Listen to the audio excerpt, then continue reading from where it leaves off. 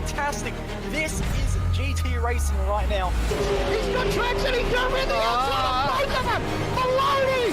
Oh, he's taken Anderson! Anderson's up top! Oh my god! Oh. Big crash! Oh my goodness, half the field's gonna get rolled! Second very close. These guys are going to want to make their way through the field very quickly.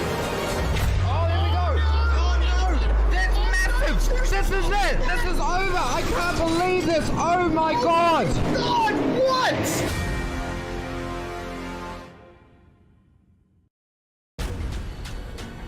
This is the original esport racing game. This is iRacing.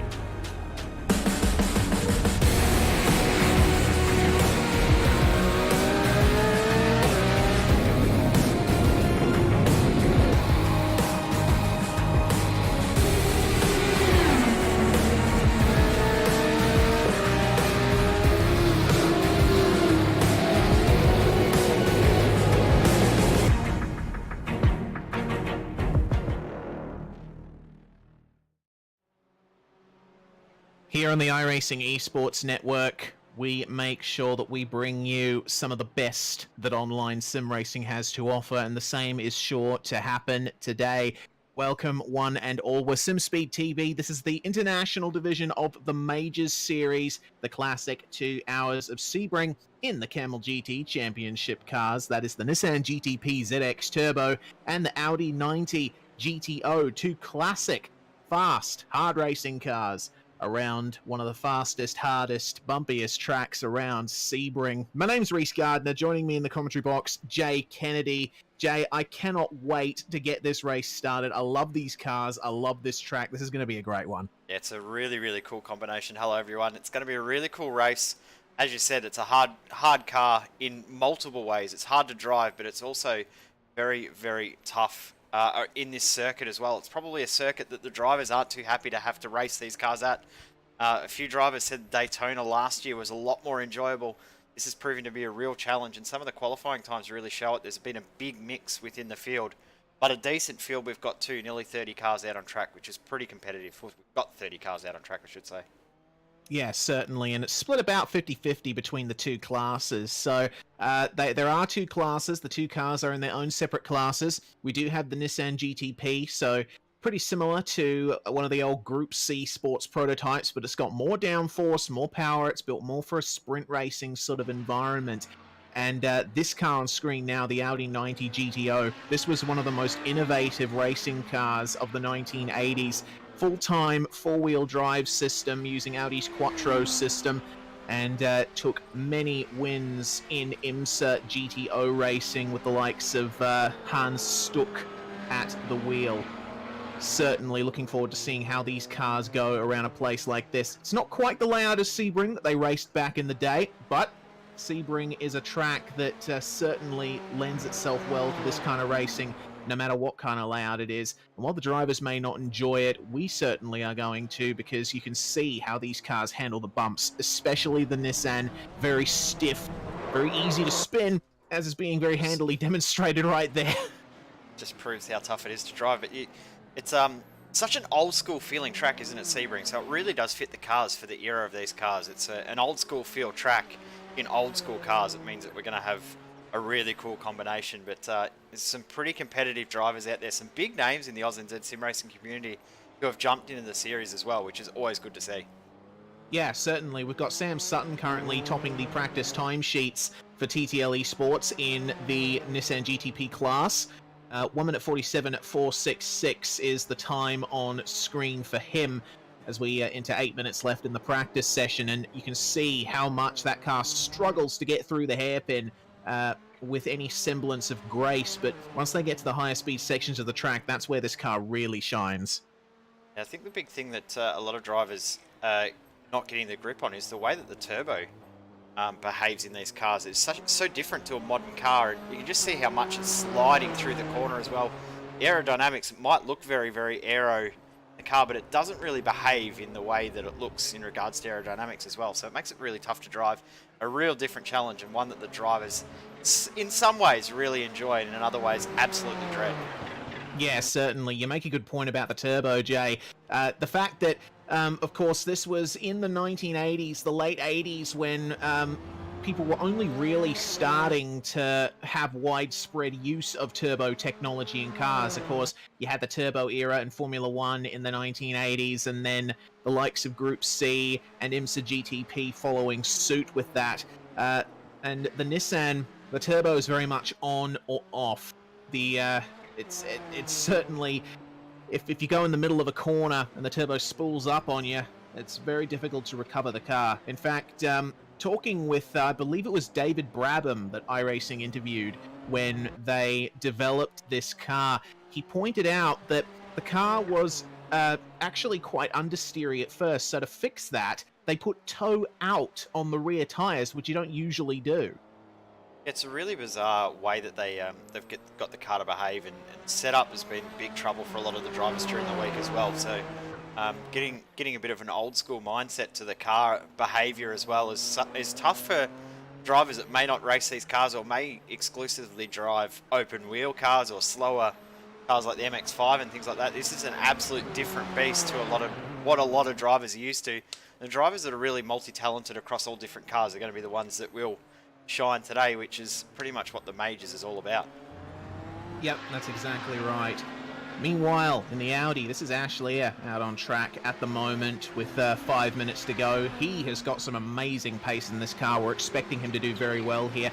The Audi 90, it shook up the GTO scene when it first came in late 1980s itself. Most GTO cars at the time were powered by the big block V8s and the likes of that, but then you had the Japanese manufacturers coming in with their smaller engines, their turbo engines, but they were all rear-wheel drive, and then Audi comes in with a turbo 5-cylinder engine and full-time all-wheel drive, and proceeds to, in some cases, wipe the floor with them. It was a very awesome car in its day, and it still is now. Yeah, it's an amazing beast. It's a very, very tough car to drive. It's so unique to every other car on the iRacing service.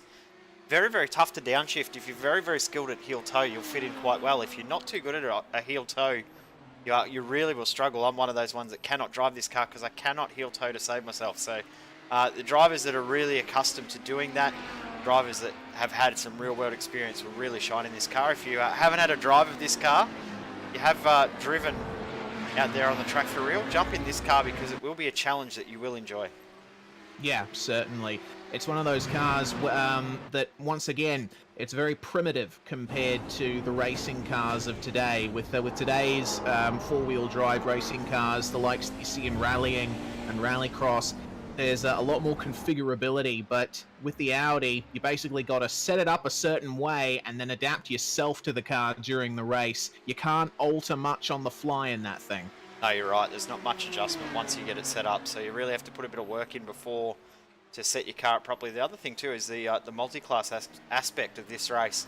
So the pace difference.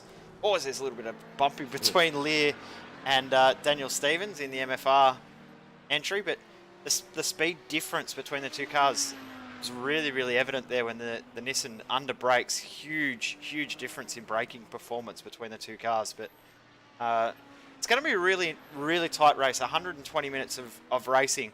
The interesting thing too is the fuel strategy today is going to be really interesting, Reece. I don't know if you've caught up too much about that, but the Nissans all will pretty much have to do 2 stops, around about 26, 27 laps to a tank. Same number of laps to a tank in the Audi, which means that some drivers may be borderline getting it done on 1 stop, looking at about a 58-lap race for the Audis, which means 29 laps to a stint. If you're only getting 27 to a tank, makes it quite interesting to work out what you want to do. Yeah, right. So fuel saving may definitely be a factor in the Audi field, which, when you think about it, it's actually pretty easy to fuel save in the Audi because you're lifting off the throttle a lot of the time anyway on the upshifts, and because of the complex nature of the way you got to shift that car, it's very easy to just coast a little bit in between some slow corners and save a little bit of extra fuel. Yeah, we'll probably see the drivers that have really thought about that strategy will be quite happy to let other guys pass and just tuck in the toe. You see quite a lot in other races and a lot of our V8 supercar races where drivers will be happy to tuck in behind another car and use the draft and just sort of tuck along behind and let someone else drag them along. So we'll see if that happens in this race tonight. I wouldn't be surprised to see quite a few cars just use the draft as an opportunity to fuel save, and maybe even teammates starting to work together to alternate lap after lap and use that fuel saving advantage from being in the draft.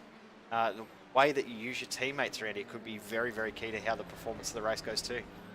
Yes, indeed. And talking of teams, we do have, once again, quite a few in this one getting their own sort of strategies up and running. The likes of Middle Finger Racing and Kinetic as well. Those teams are definitely ones to watch throughout the course of this one.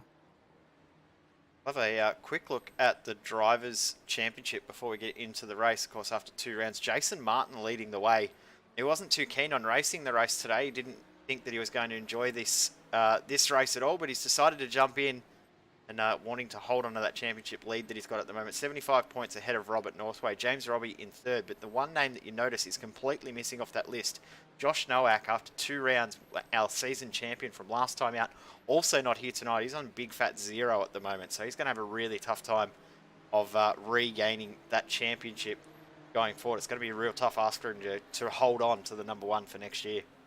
Yeah, certainly, and yeah, it hasn't exactly been the most swimming time for Josh Nowak in this season so far. Hopefully, he'll be able to get back in there and continue his success in this series, but for now, it's time for the likes of Martin Northway and Robbie to shine, so it'll be interesting to see what they can do here, especially considering that we do have a few new names in this particular field that we have not seen before. Yeah, 100%. There's a few different drivers out there which will mix up the way the points are distributed throughout the championship after this round. In the sportsmen's standings, Eric Thorpe leading the way there with Gary LaViolette and Dave Douglas, the top 3.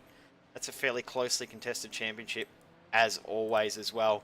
Legends Championship, no surprise to see John King well and truly out on top for this season. Only 5 drivers in that championship at the moment. So, yeah, if you are wanting to participate in the Legends Championship, make sure you do jump in and put your hand up and say, hey, I'll have a crack. In regards to the Teams Championship, it is very, very tight between Kinetic Swift Racing and SimSpeed Esports. We've got a little bit of a soft spot for that team, obviously, with connection to most of the drivers in that team being part of the SimSpeed crew. So very, very tight. Only 148 points separating Kinetic and SimSpeed Esports in the Teams Championship. We're just about to get the grid coming up on screen. They've got a full lap under the safety car, so it will take a little while for the drivers to get around. So we've got a bit of time to go through this grid, but I'll let you take it away, Reese.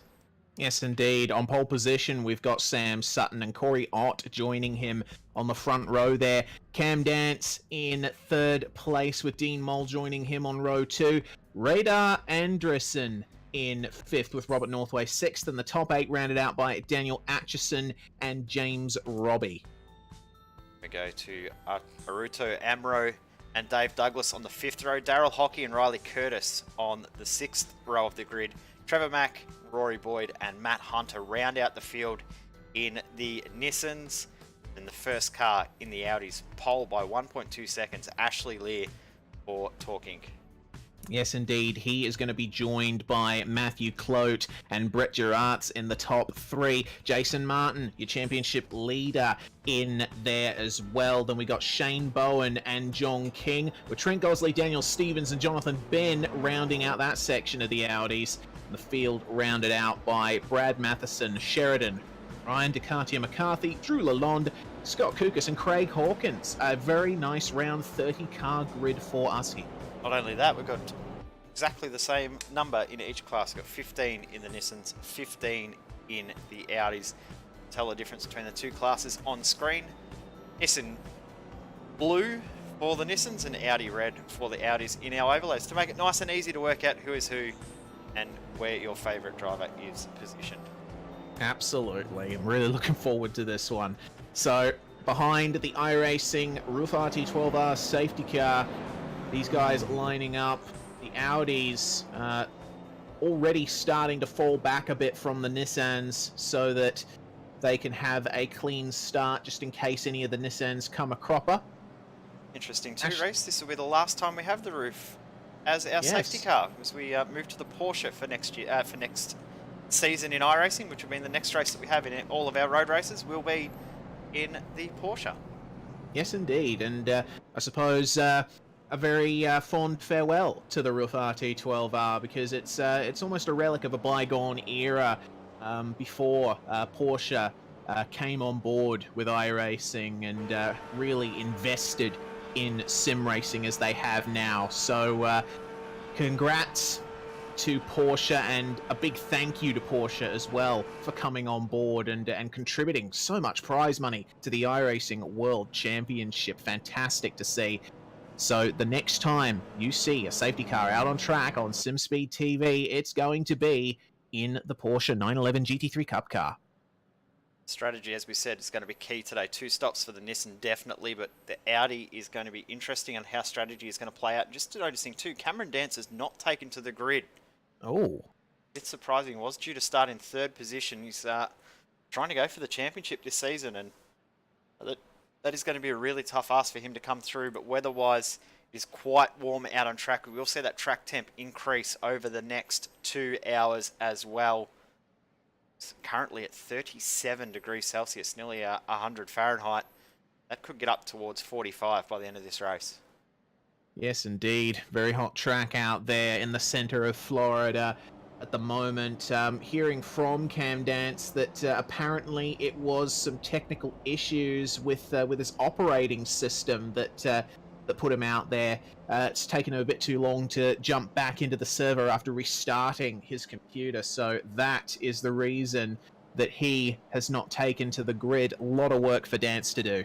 Yeah, he's just going to have to try and salvage as many points as he can, and he might have to use this as one of his 2 drop rounds for the championship.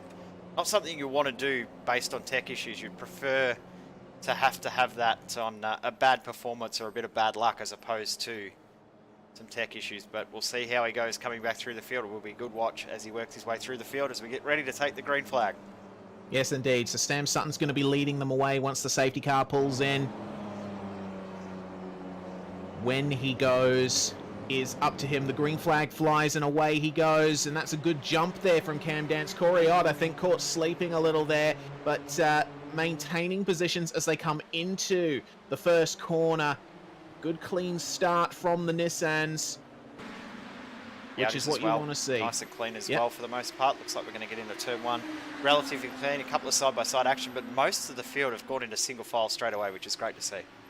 Yes, indeed. That's the kind of thing that you want to focus on in a 2-hour race. It's all about where you are in the last 5 or 10 minutes of the race. Everything else is just building up to that. So already seeing Cameron Dance try and make his way up through the Audi field, just managed to get out of the pits there. So I don't think many of the Audi drivers were expecting to be facing a Nissan in their mirrors this quickly, but Cam Dance is going to be going hell for leather and jumping back up to the end of the Nissan field there. Oh, goodness me, Ash Lear going a little bit wide. That's not going to... Yeah, that's really hurt Lear. That's not going to help him at all. That has allowed Matthew Clote... Brett Gerards, Brett Gerards now taking the lead of the Audis. And that is going to leave Ash very unhappy as he overshoots the turn almost a straight little into bit. the tail of Brett Gerards there too, so he's got to be a little bit careful as he tries to regain the lead. These two have been the pace setters throughout the week, so watch to see these two drive away from the rest of the field. Lear has been really quick, but I know he hasn't done a huge amount of race setup practice. He's been mainly focused on 1-lap speed, so if he can generate that into race pace, he will likely blitz away from the field. I know that the MFR boys have been doing a lot of race practice, so that could bode very, very well to make this fight a little bit more interesting than what it will look pre-race. Yeah, certainly. Well, in terms of the Nissans, looking at Robert Northway and Daniel Aitchison in 5th and 6th place. These guys just getting themselves sorted on the first couple of laps through the very bumpy exit of turn 1, and already Ash Lear monstering the back of Brett Gerards here. But look at who's almost starting to hang on in 3rd there. That's Shane Bowen, just trying his best there to hang on to the tail end of the top 2. Love the sound of the onboard under brakes there, and also Jason Martin doing a great job hanging on the rear as well. So Martin definitely can't be discounted. He does talk himself down in regards to his road racing ability. Did a great job at Daytona in both the 2.4 and of course winning the Daytona 500. He has had a great start to this season. Yeah, absolutely. He's been one of the star drivers of this season so far, and managing to keep himself up there in the top 4 in the Audi class. Brett Geraert's running a little bit wide. Lear had to stop on the apex there. That's brought Bowen and Martin right into this.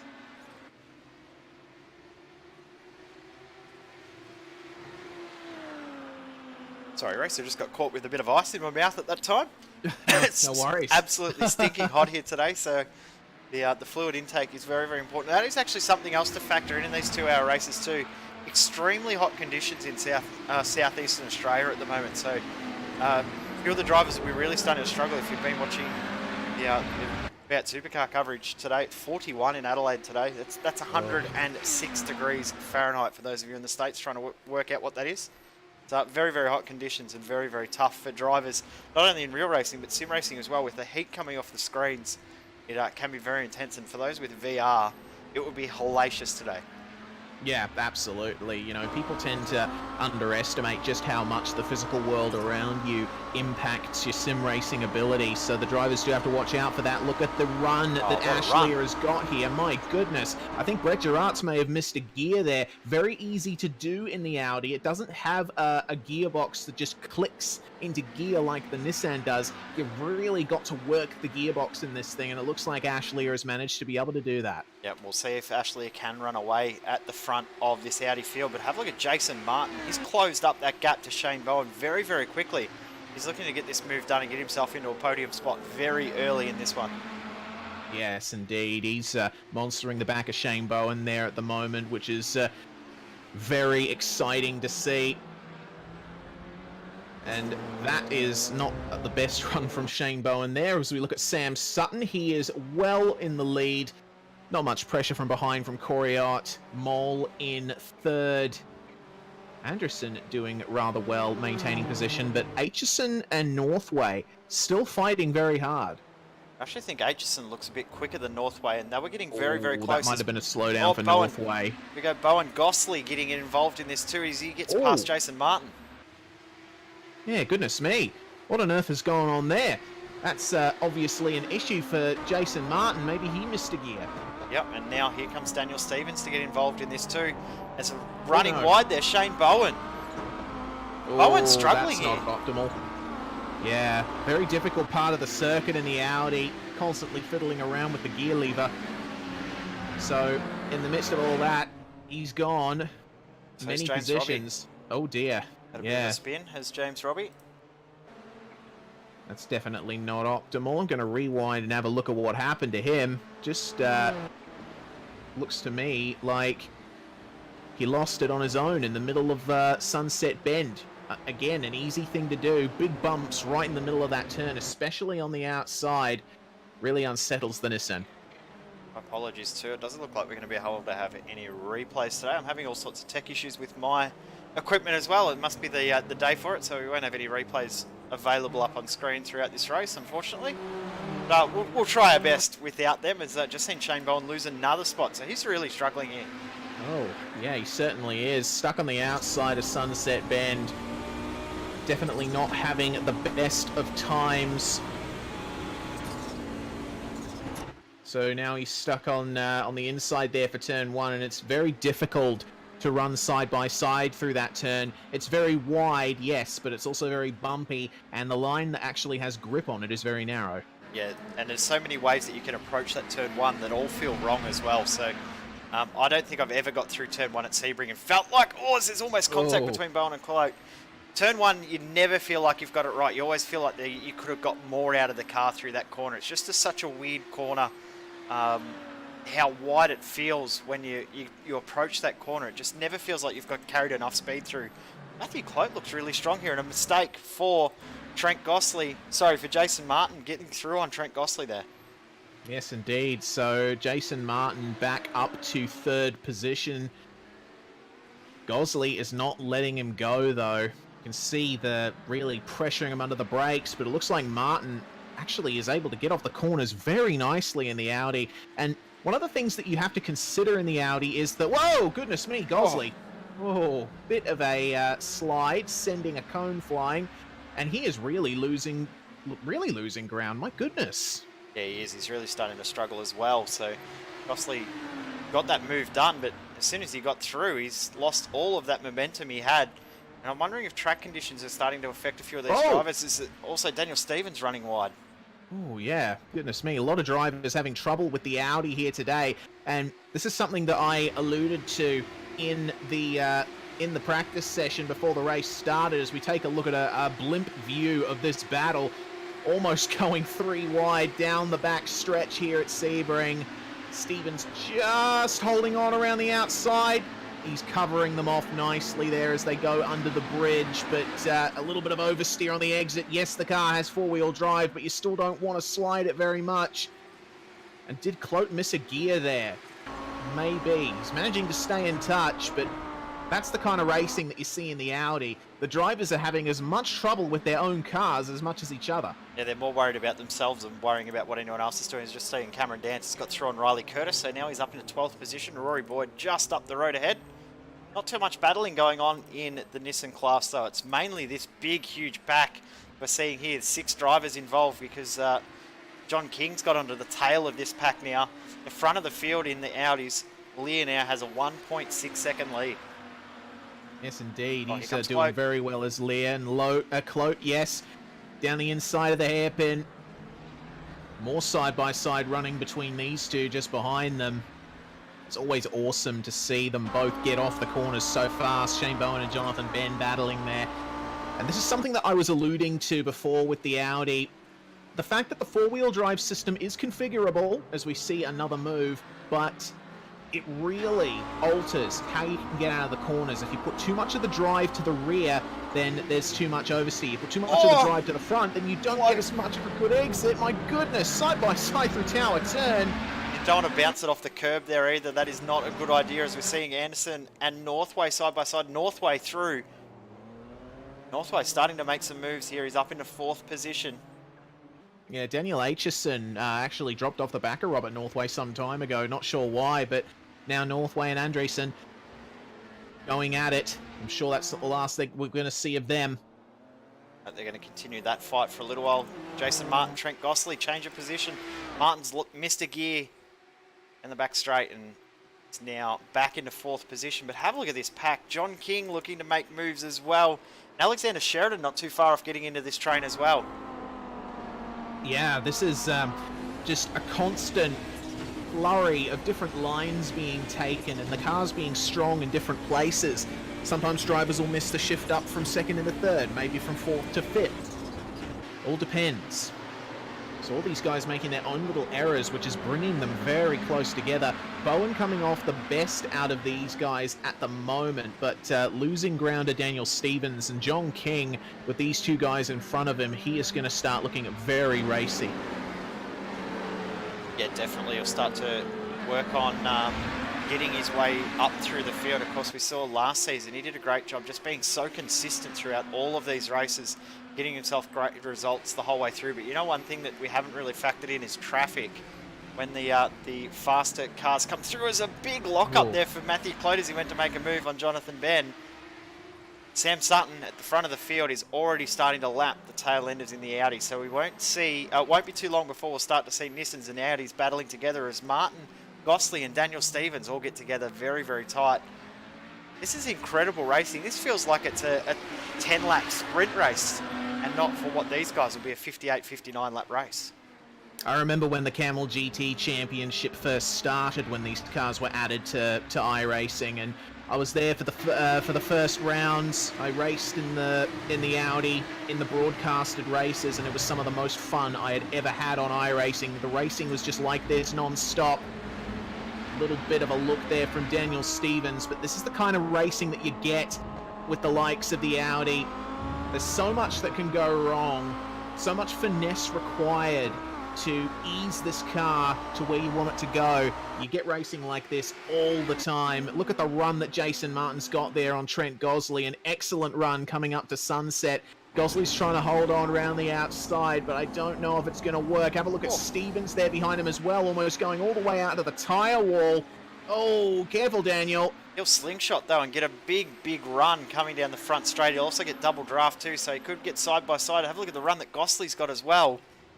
This is some fantastic racing from the Audi guys. The Nissans have gone a little bit more casual. The last time we had these in the major series, we had a lot more action from the Nissans, and the Audis went a little bit quiet at the start. They've role reversed for the start of this one. Yeah, certainly. These guys putting on a great show for us at the moment. This is a 6-car train that we've got here. Fantastic to see, and Jason Martin up at the front of it, looking maybe a bit comfortable, but one missed gear can change all of that on a corner exit. Have a look at the run that Stevens had. Goodness me. Stevens actually running a little bit wide in the hairpin. Good run out of it, but that was a bit close for comfort.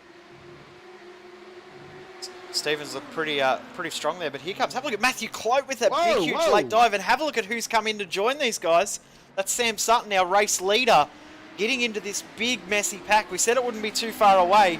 But Sam Sutton's got to be really careful getting himself through these cars, trying to work out. There's almost contact between Clote and Sutton. Oh, got to be careful there on exit through that very twisty section. Sutton going around the outside here at Gendebien.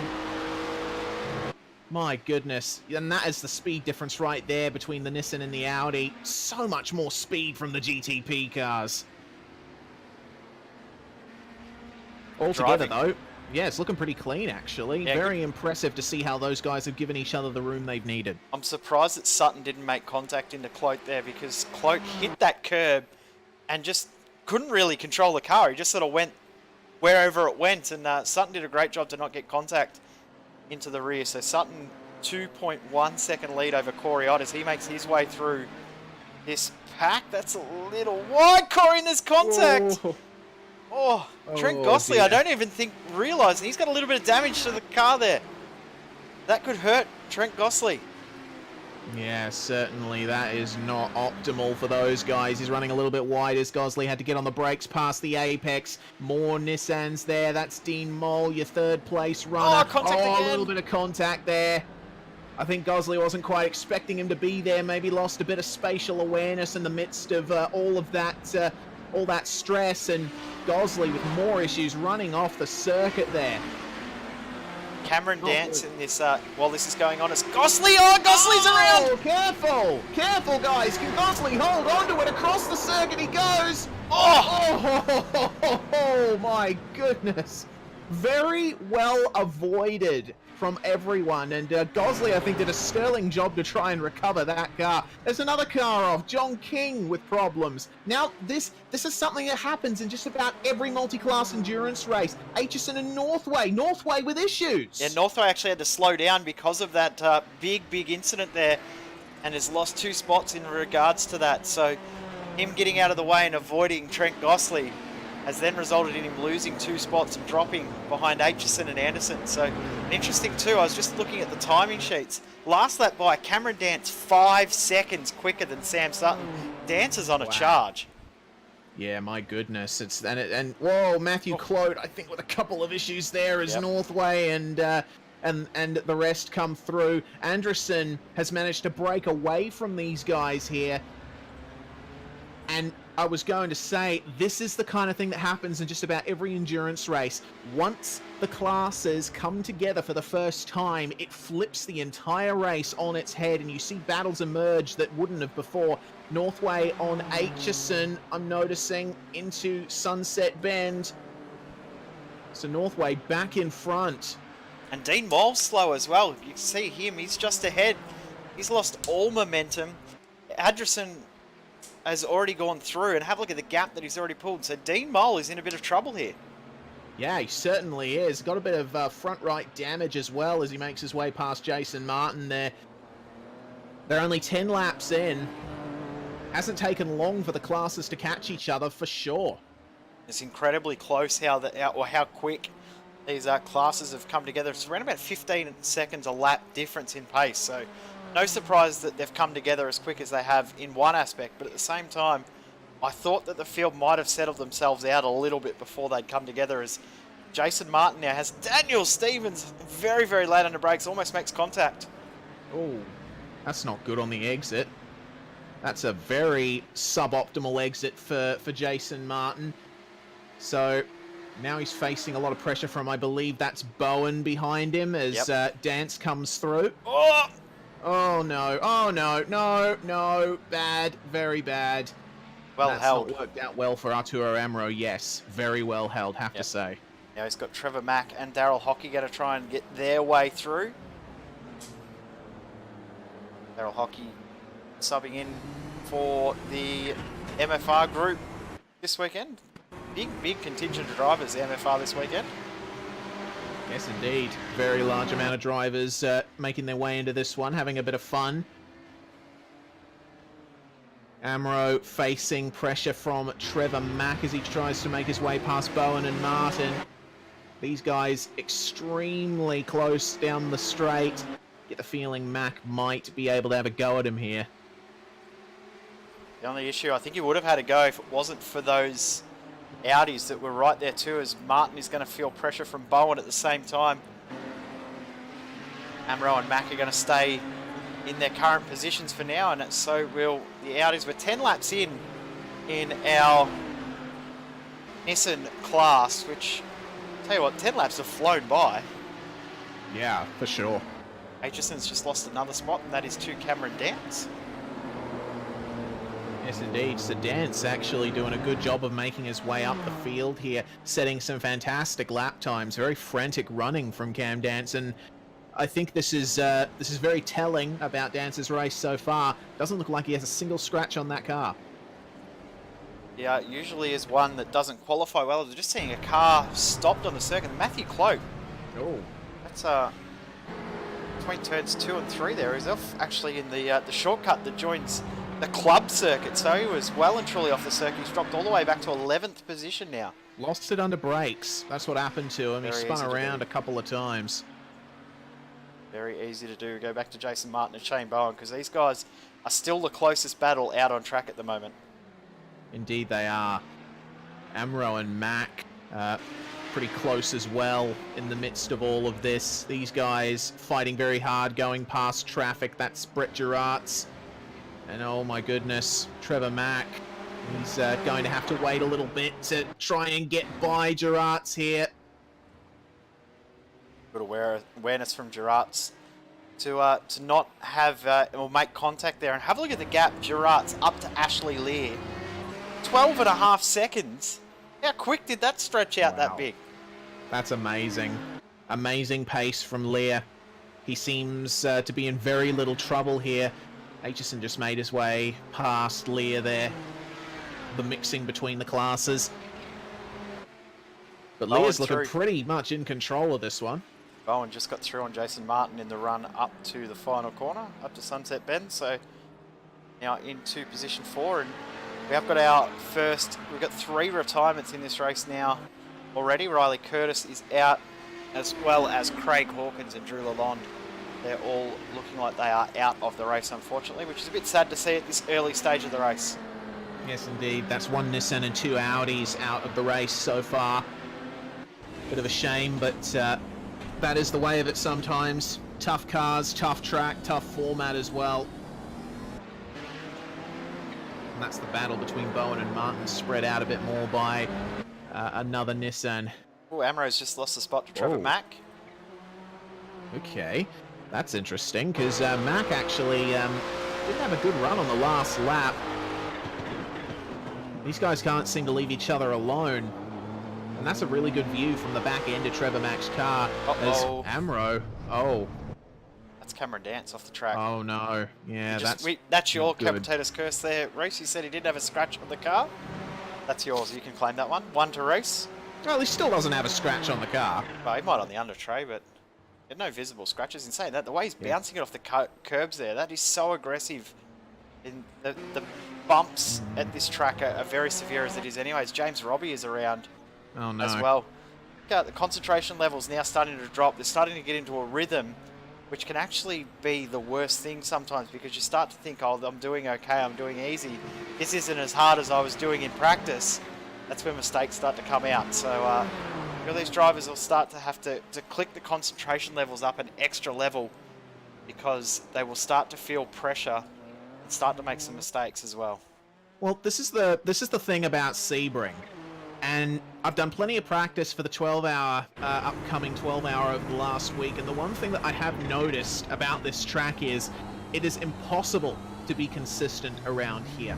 You cannot enter every corner the same way lap after lap. It's going to be different every single time, so you need to be on your toes. You need to be constantly on the lookout for mistakes. If you start doing what you do on a smoother or more open circuit, get into a rhythm, sit back, just put yourself on autopilot, it's not going to work out well for you, because this track has bumps that pop up in very weird places, and it has lines through turns that change lap after lap after lap.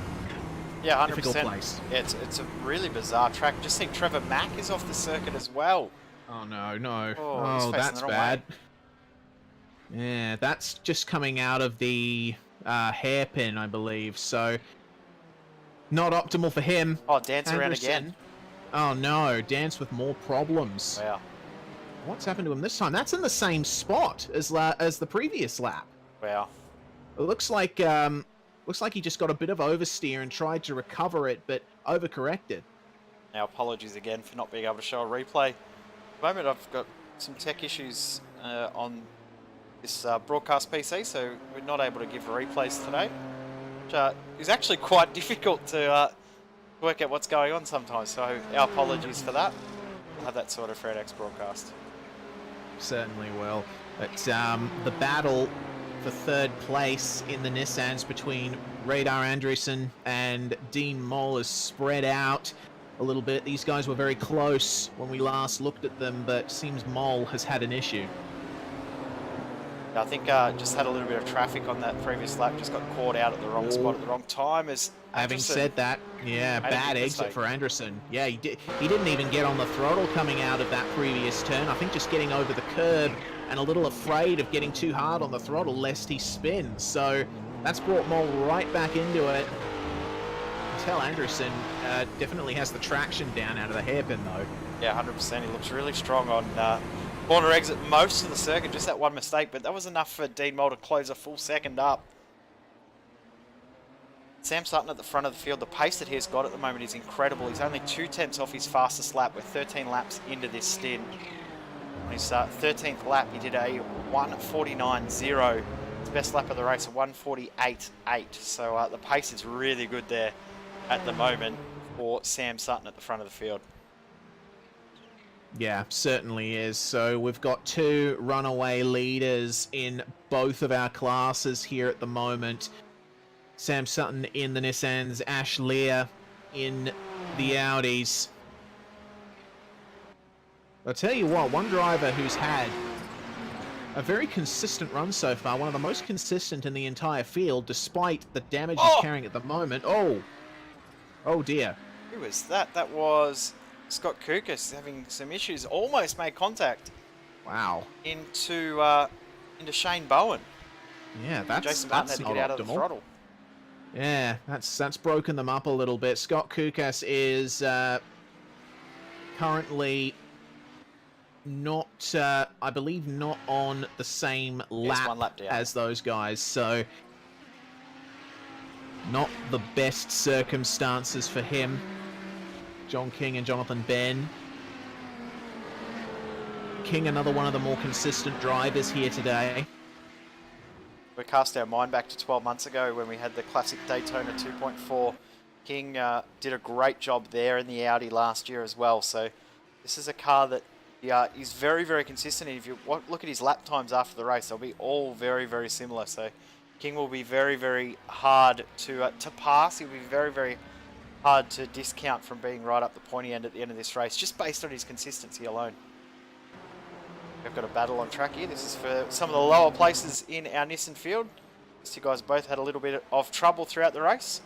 James Robbie getting a bit of a recovery drive, and Dave Douglas also having some issues as well. Yes, indeed, and they'll be looking to recover from that. This race is nearly a quarter done, so the time is rapidly starting to run out for these guys to make something of this race if they have made a mistake. 2-hour race, when you say it is 2 hours, it feels like it's a decent length. 120 minutes still feels like it's long when you say it in that aspect, as well as we're seeing Ben and King side by side, and Jonathan Ben gets through. And there is the car once again. Scott Kukas getting involved, and Cameron Dance also trying to come through. This is going to be a little bit messy for these cars because Trent Gosling isn't far away as well. But the race does go by fairly quick if you can get yourself in a rhythm and get out there by yourself. But if you're in a battle, it will drag on and feel like it's going on forever. Yeah, certainly. Oh, goodness me, that's not optimal there for King, running a bit wide. Brought him back into the clutches of Gosley. That hairpin at Sebring is one of those places that I'm talking about when I say that it's impossible to be consistent here, because the approach to that hairpin is different every single time. Same with that turn, as Trent Gosling has just found out. Those bumps on the exit, they cannot affect your car in the same way 2 laps in a row. Yeah, well, not only that too, if you've got other drivers that have run off the track as well, they're bringing marbles onto the circuit, so you can have to use a different line as well, a different braking point. So all of these different factors can impact how it all plays out, where your braking zones become, and the evolution of the track as well, the way that the tyres or the rubber gets laid on the circuit does change the way that the corners behave as well. Just notice Gosling cutting that corner very aggressively, may actually have a slowdown penalty from that. But yeah, it's really interesting, this track. It's such a strange circuit, but we have always seen some really, really good, intense races here, just based on the nature of the circuit. You don't know what to expect because it is such a unique track. Yeah, certainly is, and that's a good reason for why it is so revered in the pantheon of motor racing circuits around the world. Trent Gosling gets another lap. Sorry. I was just going to say, we said that we had 3 DNFs. We can take that back. It's back to 1 because Riley Curtis has got back out on the track after a 4-minute pit stop. And after a 10-minute pit stop, Craig Hawkins has got himself back out there too. These are the stories that we love about these races. The guys that are willing to still push on regardless of being 7 or whatever laps down. They continue to fight and continue to push on for positions as Northway in for what could be his first scheduled pit stop. Yes, indeed, and you're 100% right, Jay. This series bringing out those people who will absolutely do their utmost to get to the flag at the finish. Awesome to see. And that's a move. I don't know if that's for position or not. Dean Mole. So Dean Mole and Adrison have got a little bit closer over the last couple of laps too. That gap stretched out a little bit to nearly 2 seconds, but it's closed back up again, but I think traffic might stretch it once more. Yes, indeed. They got 2 Audis between them here, and Mole has gotten a bit balked behind Scott Kukas there. Of course, no fault of either driver. That's just the way the class system ends up working out. So Anderson, he's had a pretty consistent race so far, I have to say. Same with Corey Ott. Those guys have managed to more or less maintain their positions throughout the vast majority of the race, which is pretty good to see. Yeah, they're just lapping around nice and consistent. The pace from Ott and Sutton have both dropped off a little bit, but I'm going to guess that'll be a little bit of traffic. But they've just caught at the wrong spot. Actually a little bit of damage on the front right of Corey Ott's car. That front wing, not too much damage. Looks okay, but it's not 100% perfect straight out of the shop. Nah, certainly not.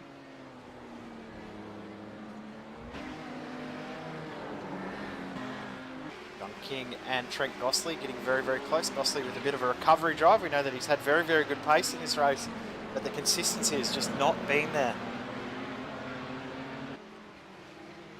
Yeah, certainly. He's been having a few issues, has King, in the last few laps, and this guy, right behind him, Trent Gosling, he's been in the wars a little bit as well. Yeah, look at the front of that car, that front fender over the left-hand front wheel is absolutely crooked, bent, all sorts of different directions. Of course, this sheet metal on these cars, so that could actually be rubbing on the tyre, could cause the tyre to have some issues coming up to the pit stops. Could impact the way that the car behaves. That could be actually why he's having some issues. It could also have a little bit of steering damage from that as well. Because that made contact with a couple of cars down the front straight. Yes, indeed. And that's obviously not what you would want to have happen, especially considering it's still a fair few laps to go until your first pit stop, so you have to deal with that damage for quite some time out there. While this is happening, just a little bit of history for everybody who's not familiar with these cars and the history of IMSA, GTO and GTP racing. The Audi and the Nissan were only ever on track at the same time once in 1989, and that was at the Road America 500-mile race. All through the rest of the season, Audi did not elect to show up at the Daytona 24 or the Sebring 12 hour, which is the main reason they didn't win the championship that year. They missed those races where all the cars were on the grid at the same time. And for the rest of the season, they only really stuck to the races that were GTO only, because remember, at races other than those big enduros, IMSA elected to run these cars in separate races most of the time. That's interesting. I did not know that. Bizarre to think that the two cars with so much history from the same era rarely raced on the track together, only once. So I did not know that. So it's interesting race. Yeah, it definitely is. And, you know, taking those deep dives into racing history and understanding more about these cars really increases your knowledge and understanding. And I suppose your perspective on the context that these cars raced in. I know I'm getting a bit literary when I say that, but it's really awesome to look back on the era that these cars raced in and understand the reasons why things happened the way they did. It really helps to explain and improve your racing ability in these cars in the sim. Well, one thing about it too, it just shows that politics in racing and motorsport have been around for a lot longer than we think. We think it's fairly new that there's been a lot of politics around who does what and what things happen in racing, but they've been around for years and years and years. So the more things change, the more they stay the same. Yeah, that's exactly right. I've always had a bit of a disdain for the rose-tinted spectacles effect. Some things never change in racing. Just noticing Dean Moll's car has a fair bit of damage to that front right-hand wheel. Maybe why his pace has dropped off in regards to consistency. Robert Northway's pit stop as well, 23 seconds. We'll need to keep an eye on that when the rest of the field come into pit in probably another 8 or 9 laps in the Nissan class. Yes, indeed. And Moll has been carrying that damage for quite some time on that car, so not quite sure how it may be affecting him. The car is still going okay. I presume, like most races in this series, they do have a spare car that they can hop into if they like. Yeah, 100%. There is a spare car available, so probably what we're seeing Riley Curtis and also Craig Hawkins back out there in after their very, very long pit stops. The front of the Nissan field, the gap now 8 seconds. The front of the Audi field, look at this gap, Ashley to Brett Gerard's, 20 seconds. Wow. Come on, man, slow down. This race isn't even 40 minutes old. That's some crazy pace from Ashley and crazy consistency as well. Lear's fastest lap of the race, a 2:01.7. The next fastest lap from any other driver is from Daniel Stevens, 2:02.4. So his fastest lap is 7/10 faster than anyone else in the field. It's, Shane Bowen and the 81 of Aitchison there almost coming together. That was very, very close to contact. Yeah, and that section of the circuit is very difficult in multi-class racing because you never quite know which line the car in front of you is going to take going into Tower Turn. Fun fact about that section of the course, it's actually a section of the classic Sebring layout run in reverse. That used to be where the S's were before going into the big bend, the long right handed towards the hairpin. Bit of a track alteration fact for you there. Been like you're working on your Bert Scott's fact file videos without there's a live fact file. Is that Trent Gossley starting to close back up on Jonathan Ben? John King's absolutely broken away from these two. These two have Ben and Gossley not had the smoothest race there. You can see King up ahead, and these two side by side down the straight, and Ben gets out of it, seeing that there is a Nissan of Trevor Mack coming through. He's going to go the long way around. Yeah, certainly. Both of those guys continuing to stay out of the pits there. Trevor Mack, he's another driver that's been in the wars in this in a constant battle with Arturo Amro, and then losing a lot of time. He's on his way back up as he goes to... Oh, goodness me, that's not optimal. Bit of an understatement there. That is the opposite of optimal for John King and Trevor Mack, and there's some heavy damage on the back of King's Audi now. Back end in the air, my goodness, what happened there? That was a bizarre incident. You can see the damage on the back of that car. Oh, wow. That was a huge impact, too. That was such a bizarre crash, and uncharacteristic from two guys that have consistently been really, really smooth and clean drivers throughout this series. That was a bizarre impact, that one. Look, it's a difficult section of track there coming up to the slow section, because the track kinks to the right in that section. If you want to try and pass someone there, you've got to be careful that you don't follow the kink too normally, I suppose you could say. Mack, I think, went a little bit too far to the right in the braking zone. Yep. It's a bit unfortunate. I know that there would have been absolutely no intent there. As I said, these two guys have been two of the more consistent and cleanest drivers that we've had in this series so far. As just seeing Scott respectful Kukas. Too. Yeah, 100%. Scott Kukas is in the pits to get his first pit stop out of the way. The drivers that know that they will not make it on fuel in the Audi class could possibly come in now and then break it up into two even pit stops at around the 40-minute mark. So that could be what some drivers are going to do. We may see a few more pit stops in the Nissan. I only seen one pit stop from Robert Northway, and I believe that was also to get a spare car. As you can just see, Northway's just now with Trevor Mack as he fights with a little bit of damage on the front of that car. Yes, indeed. So this is going to be an interesting battle when it develops, because yes, Mack with heavy damage on the front of that car, Northway carrying no such damage. Of course, Northway, he's been up and down in terms of position, but the one thing that he can say is that his car does not have visible damage on it, as we see Daryl Hockey jumping into the pits there. So the second of the Nissans to jump in. Yep, right on the 40-minute mark, he jumps into the pits, so no real surprises. Who's that's doing some lawn mowing there? That's, is that Kukas? Yes, it is. I think it might be, yes. Scott Kukas having a pretty rough time there at the moment. The concrete is a little bit faster and a little bit easier to drive than the grass, Scott.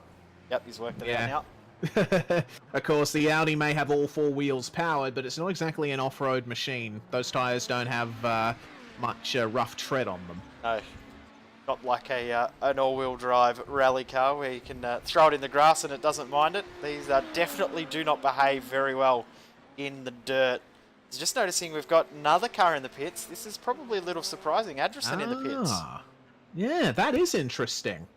Not quite sure what's going on there. That's it seems rather early for drivers that are running pretty high in the Nissans. Well, we'll have to keep an eye on the pit stop times. Speaking of pit stop times, Daryl Hockey's stop time was 40.8 seconds, so I don't think that was a planned stop. No, I think you're right. That might be a very, very long stop. But we'll see how Adrison goes. Have a look at Northway here, weaving to try and get this move done on Trevor Mack, and he will. Mack gives up the position quite easily in the end. Adrison could be just thinking, well, I know that I've got to pit twice. Why not break it up evenly, get fresh tyres for each stint, then you know what your car's going to do. So that could be why he's come in at that point. We'll see if that's how it's going to play out. Mack almost runs into the rear of Northway. I think Trevor Mack is a little rattled after that incident with John King earlier.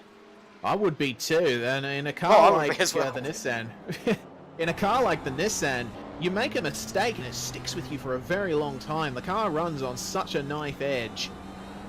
Well, being a powerful sports prototype. The thing too is that it probably one of the nicest guys in the field, so probably feeling absolutely horrible about that fact as well. So I know Trevor Mack will not be too happy with how that played out. James Robbie has jumped into the pits. Daniel Aitchison just has got another car for company. This is Cameron Dance in his recovery drive through the field. Cam Dance is the fastest car on track at the moment. Yep, he certainly is, and he's looking very good at the moment. One driver that isn't looking good at the moment is Robert Northway. I think you might have missed it, Jay, but I saw him make a mistake out of the hairpin, and he now has damage on the front of that car. That's 2 for 2 for you, Reese. Commentator's curse. Oh, man, I'm so sorry, guys. It's alright, at least we know the curse working strong. Dean Mollers coming to the pits. So it actually is a skill to have the commentator's curse as good as what Reese and I have gathered and worked up over the years. I don't know if it's a good skill, but it is a skill. Practice. We have. Here comes Dance.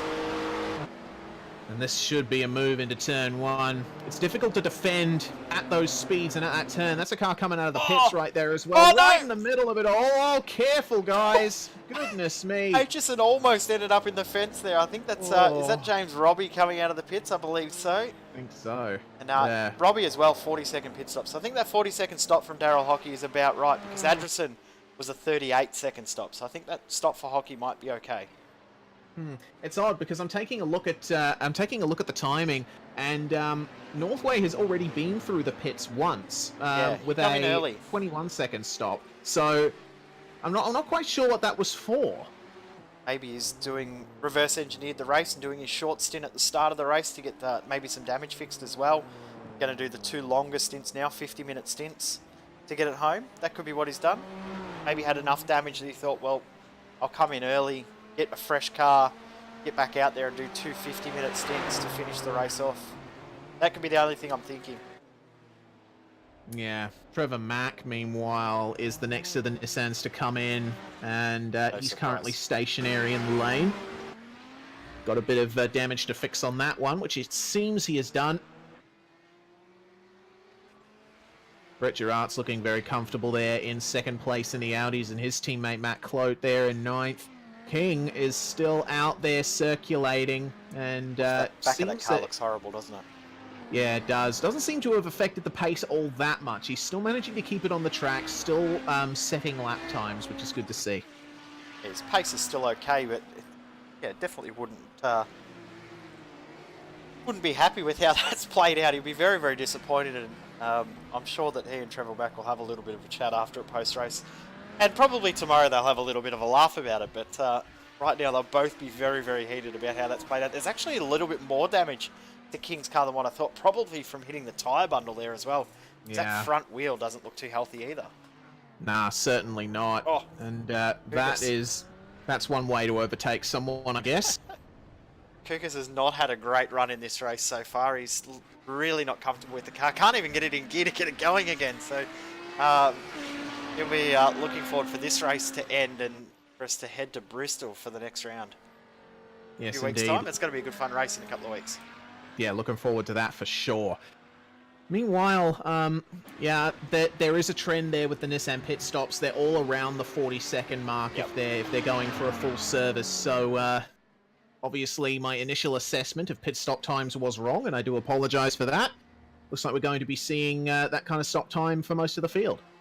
Interesting that most of the Audis have, well, actually all of the Audis except for those couple that are coming for damage, have stayed out at this point. So they're probably going to either go try and save fuel and get it home all the way to the end, or they will just go for the splash and dash at the end of the race with maybe 8 or 10 minutes to go. So, moment Lear, have a look at the gap. He's nearly out to a 30-second lead. 28-second lead. That's incredible. Well, you did say 27 laps to a tank, yes, for the Audis? Around about, the info I've been told, around 27 per tank. Let me reread my notes. So with those numbers, let's just do a bit of mental maths here. We're currently about 13 minutes to the hour mark. A lap around Sebring takes just over 2 minutes in the Audis. If they want to get to the hour mark, they have to get another 7 laps or so out of those cars. Yeah, that's not going to happen. 29 laps to a tank, so they've got to save 2 laps of fuel each stint. I think we're going to see a splash and dash, unless some guys are very, very good on fuel. But I think that's part of the reason why we're seeing Lear just drive off down the road. He's wanting to get enough of a gap so that if he does have to splash and dash, and Brett Girard's his fuel saving, he's still got enough time to be able to make that splash and dash work. Yeah, that's exactly right. Which would be an interesting strategy to see play out towards the end. So we're nearly at the halfway point of this race now. As, whoa, Robert Northway. It's a shame we can't do replays because I would have loved to see that moment again on the broadcast. He just scythed up in between Ash Lear and Ryan DeCartier McCarthy on the entry to turn 1. Pretty scintillating. My apologies for the issues we're having. I feel really bad that we can't show a replay, so it's very disappointing as we see our leader in Sutton's the pits. in.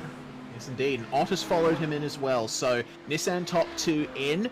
Looks like they are going to be taking 2 stops here, as per usual, as we expected. So when Dance comes in, probably be this lap as well. Means we're getting 26 laps to a tank in the Nissan, which is around about what we were expecting. We got told maybe 27. Interesting, the track temp when we started the race was about 34, 35 degrees. Now 42 degrees, so it is very, very That's hot a bit out of a there. jump. The concrete out there, the cement is very, very warm. Might be playing backyard cricket out on that cement today, would you? No way. Might at the least I don't have think to it wear would have some ever had. thongs. That would be one thing I doubt the Sebring concrete would have ever had on it. Is that a game of backyard cricket? Yeah, certainly. I mean, Now American viewers are probably like, "What is cricket? yeah. And what is backyard cricket?" Is cricket like baseball? Kind of is. You hit a ball with a bat, and that's about the That's about the only si- similarity. You score runs and there's innings. I don't understand the rules of cricket, man. I honestly, I'm not big into ball sports anyway, but cricket just perplexes me. We're going to have a conversation post-race, Reese. Yes, we will. I'm we a will. cricket tragic, which is... I do have a pains couple me. of mates. I do have a couple of mates over here who have offered to explain cricket to me over a coffee. I might have to take him up on that offer. We're also seeing Aitchison come in, so we've only got about 5 or 6 of our Nissan field to come in. Amazing that we've turned this into a cricket and sport conversation. It's from concrete. That's amazing. Going off on weird tangents is the Sim Speedway. It is the Sim Speedway, especially when it's extremely hot. You feel a little bit delusional from the heat as Rory Boyd comes into the pits. Another driver that we've seen throughout this series be very, very consistent is Boyd. Yes, indeed. Rory has got And- himself in a bit of traffic coming out of his pit stop with Amro just ahead. Has not pitted yet. Yeah, so Arturo going very long compared to the other Nissan drivers. Might expect him in this lap, but we'll see how long he can carry it. We could be one of these ones that are saving a bit of fuel. It doesn't look like they're going to be able to do it on one stop. Have a look at the pace advantage that Corey Ott has got here. Right. Oh, Amro, oh, where whoa. are you going, buddy? Yeah, the track doesn't go there, mate. What's going on?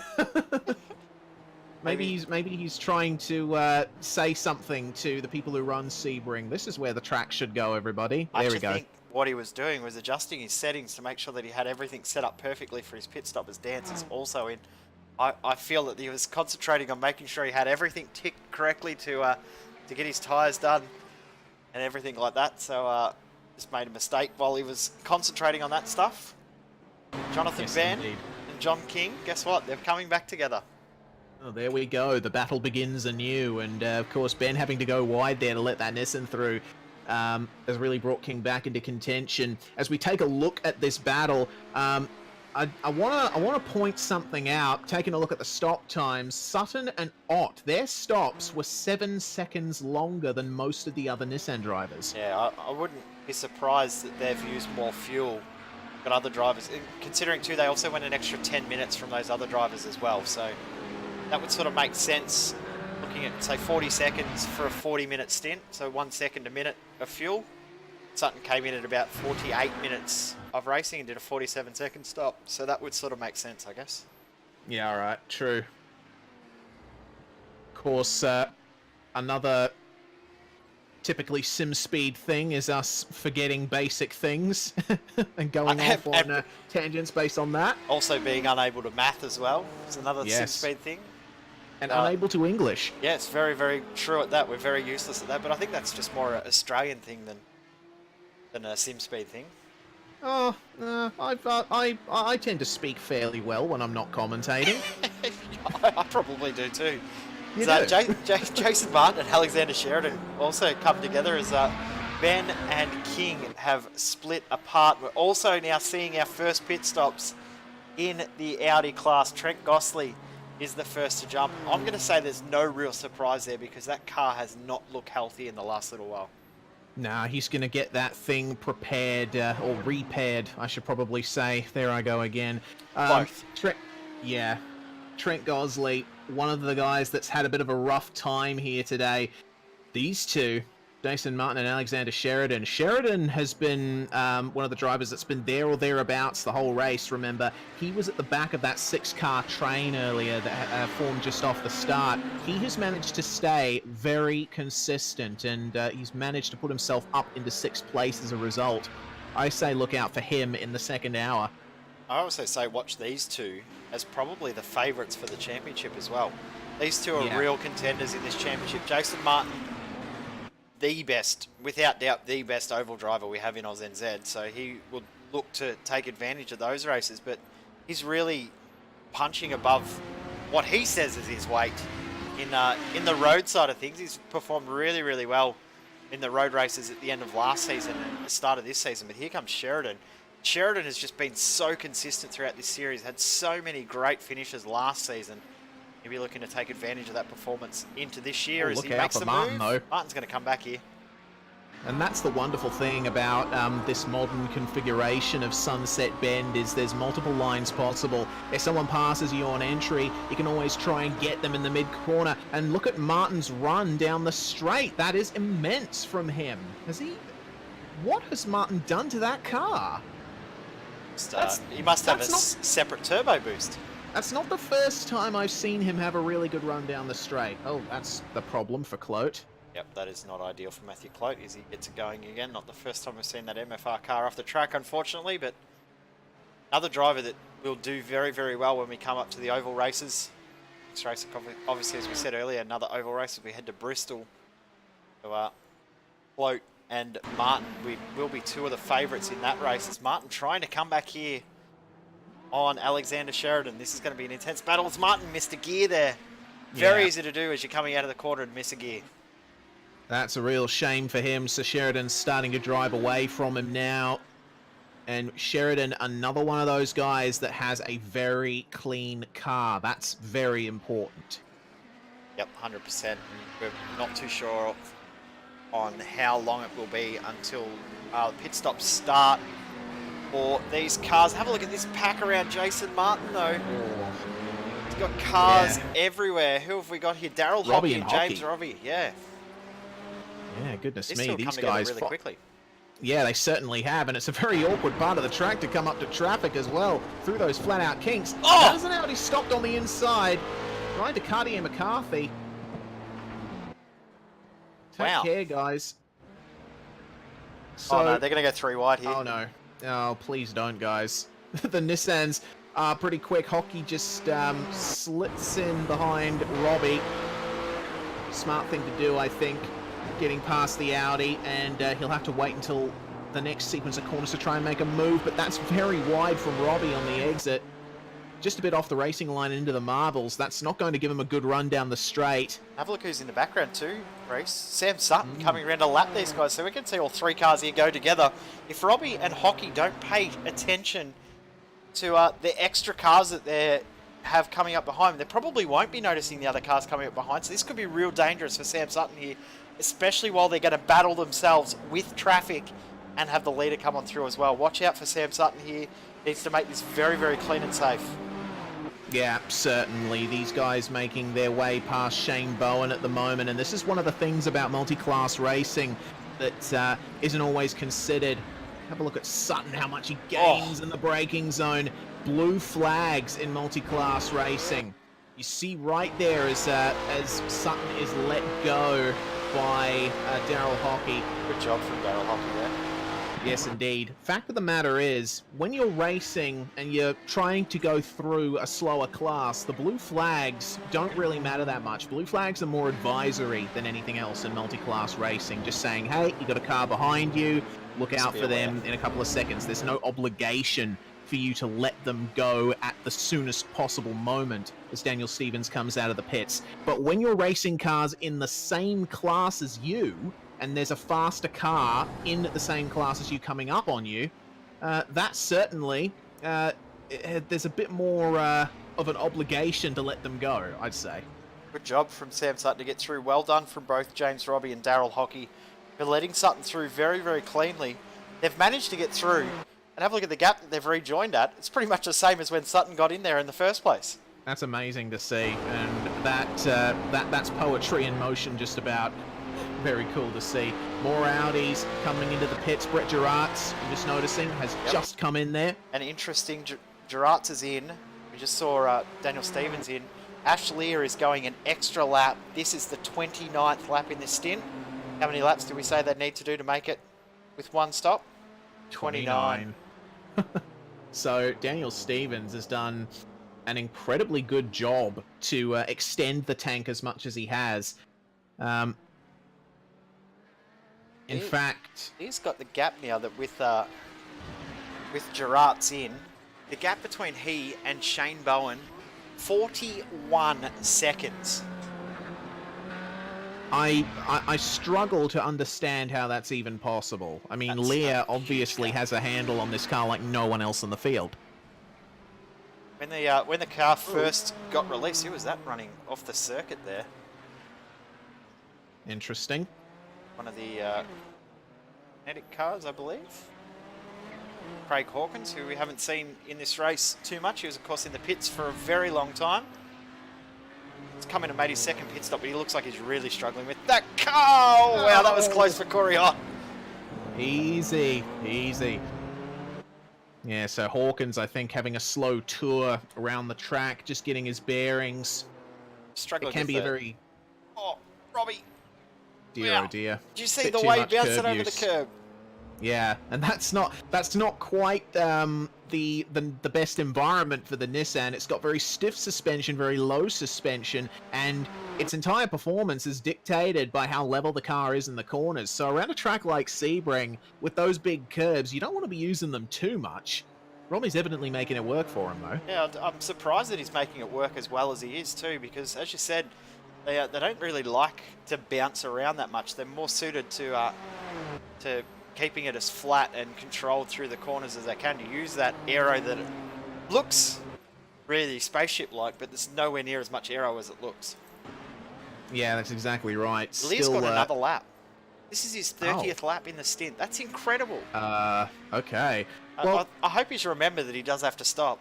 Yeah, I mean, every time that I've looked at him in the sim on my end as Northway comes in, every time I've looked at Lear, excuse me, every time I've looked at him, he's been driving very conservatively. So... Incredible that the pace he's got, considering how conservative he's been. Well, maybe that's the way to be fast in the Audi. Oh, you just got to drive it conservatively. Yeah, don't overdrive it, because remember, it's not...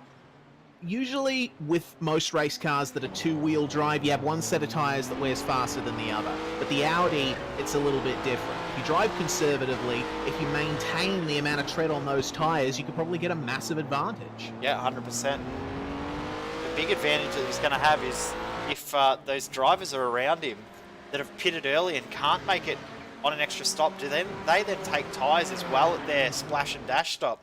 Or are they going to have to double stint tyres at the end? It's going to be really, really tough to see how those guys go. The likes of Gerards and Daniel Stevens as Gerards comes in for a second stop. This is interesting. Not optimal. That's not good for him. And Lear's just come into the pits there behind him. Lear's going to lap him, pretty much. Yeah. I wonder if Gerards has got a penalty speeding in pits or something. He's up on the jacks. Okay, so maybe forgot to take tyres. Right. Gerard's down. Let's see how long this stop goes for Gerard's. It's disappointing for him. Extremely so. He was doing very well. And Lear's gap to Bowen before he come into the pits was 50 seconds. Yeah, right. So That's pretty based insane. on that pace, if Alexander Sheridan just goes around the outside and passes Shane Bowen, if the pace is the same in the second stint, that could mean... Oh, is this contact coming into the pits? Oh, Bowen, I think, caught out a bit there by Sheridan.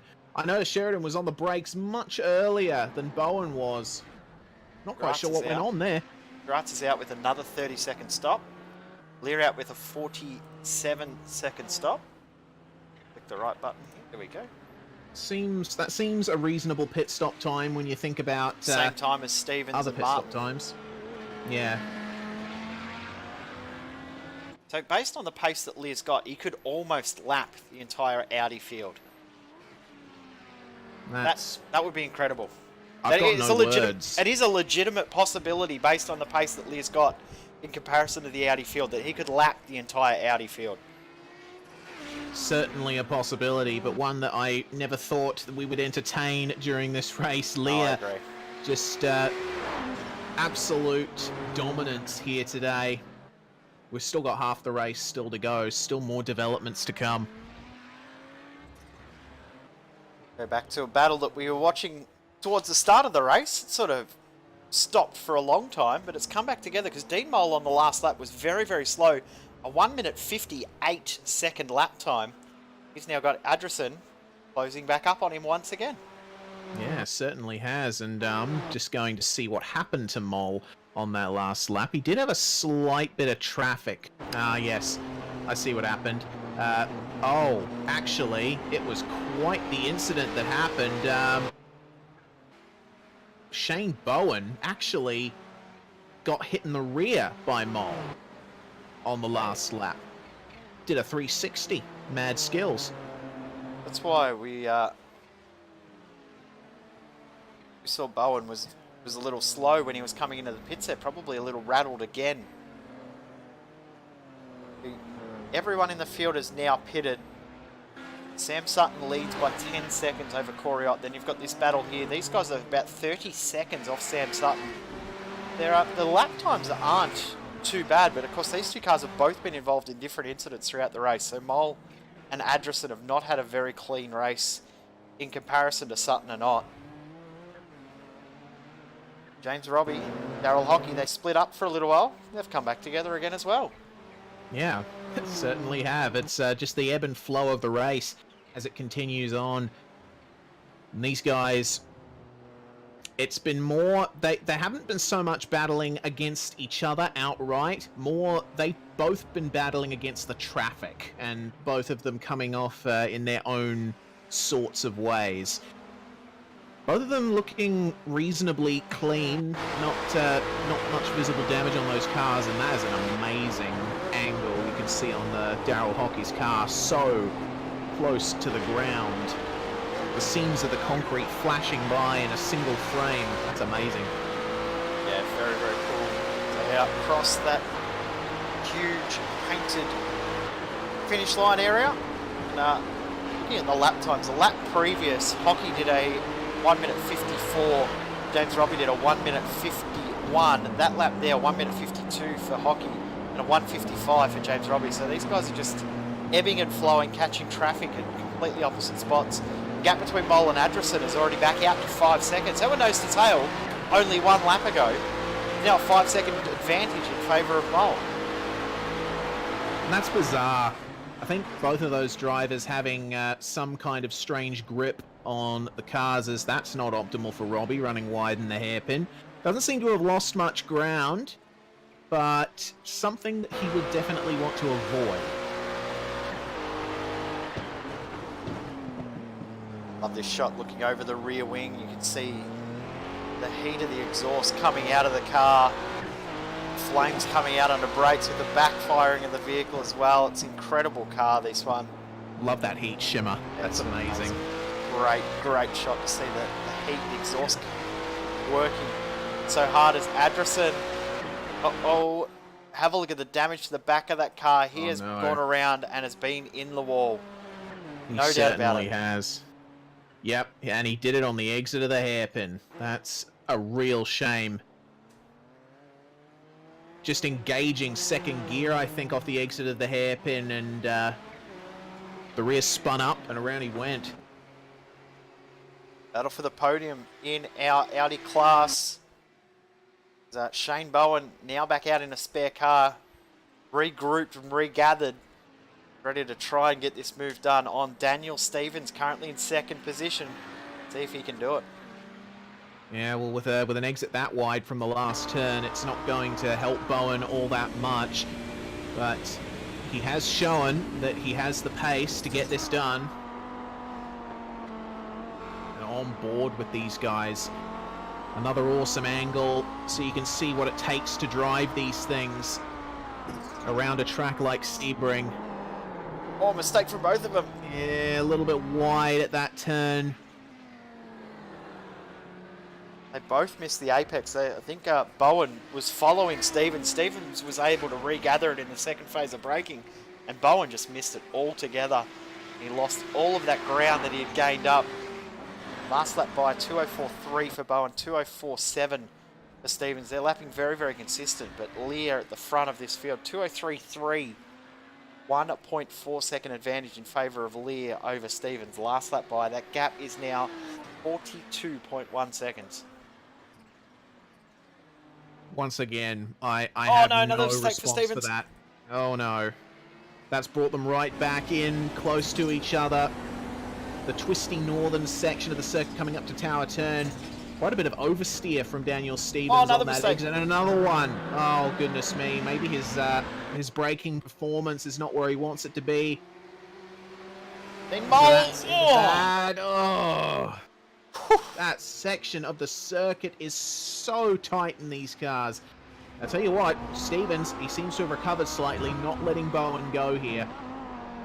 I think Dean Mole coming through would have given Bowen a little bit of a heart attack there. I don't think he was expecting him to come on through. And Bowen compromised his run a little bit, and Stevens, with some draft, he might be able to come on through. Yeah, certainly. Look at that run! Up towards the end of the straight. Oh, trying to go up the inside, and is going to succeed. Bowen very wide. Oh, he's going to come back. A little bit of contact between the two. They bang wheels. This is fantastic. This is the kind of battling we like to see. Another good run from Bowen, but that shift took him a bit long. Did Daniel Stevens miss a gear there? Oh. These guys are leaving nothing on the table. Comes Dance working his way through this field as well. Going to cut them in two. And also seeing Robert Northway has disappeared off the timing sheet, so not sure if he's having some sort of technical issue or whether he's had an incident and he's off the track. We'll try and find out in the next few moments what this has done, these two battling as well. Daniel Stevens to Ash Lear is now up to 50 seconds. Once again, Ash Lear proving to be the best in the Audi class. These guys looking like it's going to heat up a fair bit. A little bit of a defensive thing there from Daniel Stevens. Slight bit of contact in the mid-corner. And Robert Northway looks like he is out of the race. No, that's a real shame. Big shame for Northway. You get a good view from that onboard shot of just how wide these cars are. Much wider than the road Audi 90 that they were based on. German family saloon transformed into a fire-breathing four-wheel drive monster. Are these the old school big boy? Probably. I mean, the road car version certainly wasn't, but these might be. Of course, the BMW M8 coming to iRacing in the next build. Soon. Looking forward to that. Yep. It'll be yeah, put it on track with the Audi. It'll be a German big boy reunion. Imagine those racing in multi-class together. That'd be insane. That in the Audi, you wouldn't see any passing because no one could get past anyone else. Yeah, certainly. They'd be wider than the racetrack. From on a short course or something like Jefferson, you wouldn't even see any moves because it'd just be single file racing. The track's too narrow. Maybe I've just given you an idea for Max Vance next year, next season. Yep. I think so, yes. The big boy reunion. Big boy showdown. Love it. Bowen's made a little bit of a mistake coming out of Sunset Bend and given a little bit of room to Daniel Stevens. That lap by, they pretty much matched Lear for pace. Daniel Stevens was the fastest in this group last time by with a 2:04.8. 2:05.5 for Lear, 2:05.6 for Bowen. So that's probably Lear's slowest lap in the race, 2:05.5. Well, a little blip on the radar, but doesn't really change much about the fact that this has been a very dominant drive from him. Anderson back in the pits to repair that damage. Yeah, I think he's got to the point where he knows that he can make it home from here, so come in and get that damage fixed, get the spare car, and go on once more. Sutton now with a 13-second lead. Only 5 cars left on the lead lap in the Nissan class, in our Audi class. The top 9 are all still on the same lap at this stage.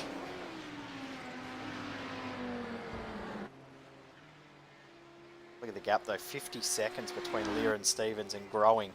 That lap by a 2:02.8 from Lear back down to his normal pace. Been really consistent at that pace as well. Yeah, certainly has. And once again, it just comes down to his conservative driving. We've barely seen a single mistake from him. Most of the Audi field, we have noticed, occasionally missing gears, missing braking points, running wide. But Lear, it's like he's on a Sunday drive. Very Prost-like driving we're seeing from him at the moment. Just making sure to do enough and no more. Yep, doesn't need to push it too far as Stevens and Bowen under brakes. Really, really close once again. Bowen closed up a huge amount under brakes there. And he's looking to make the momentum advantage. A little slide from Stevens and corner exit too. This is going to be close coming into turn 1. Yeah, here's the draft once again. Long shift for Stevens, which brought Bowen right into contention. A little bit of a tighter line on entry. Stevens getting off the corner a little too well. Bit of oversteer. Not going to help him. Oof.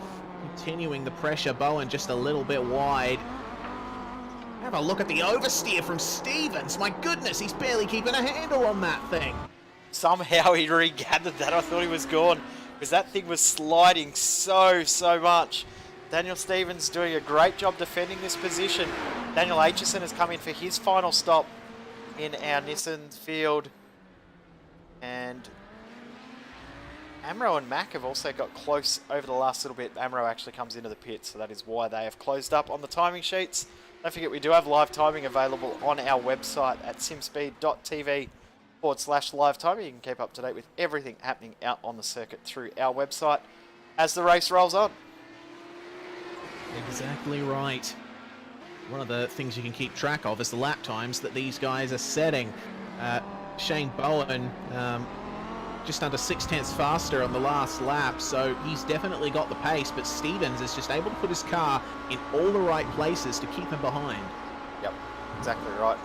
He's doing enough at the moment to hold it. He's not doing too much. He's overdriving the car a tiny little bit, but the thing is Bowen is also overdriving the car a little bit as well, as he's trying to get the moves done. So these guys probably both need to dial it back to 10 instead of 11, and they both probably start to find themselves gather the pace a little more, probably make their fighting even more intense. Yeah, that's exactly right. Oh, really a race of who makes the least mistakes. Goodness me, that's Dave Douglas, 11th placed in the Nissans. Managing to make it through nice and cleanly there. Good work getting right through the middle of them there, cutting straight through the middle. Yeah, going over the very large bumps on the outside of Sunset Bend for good measure.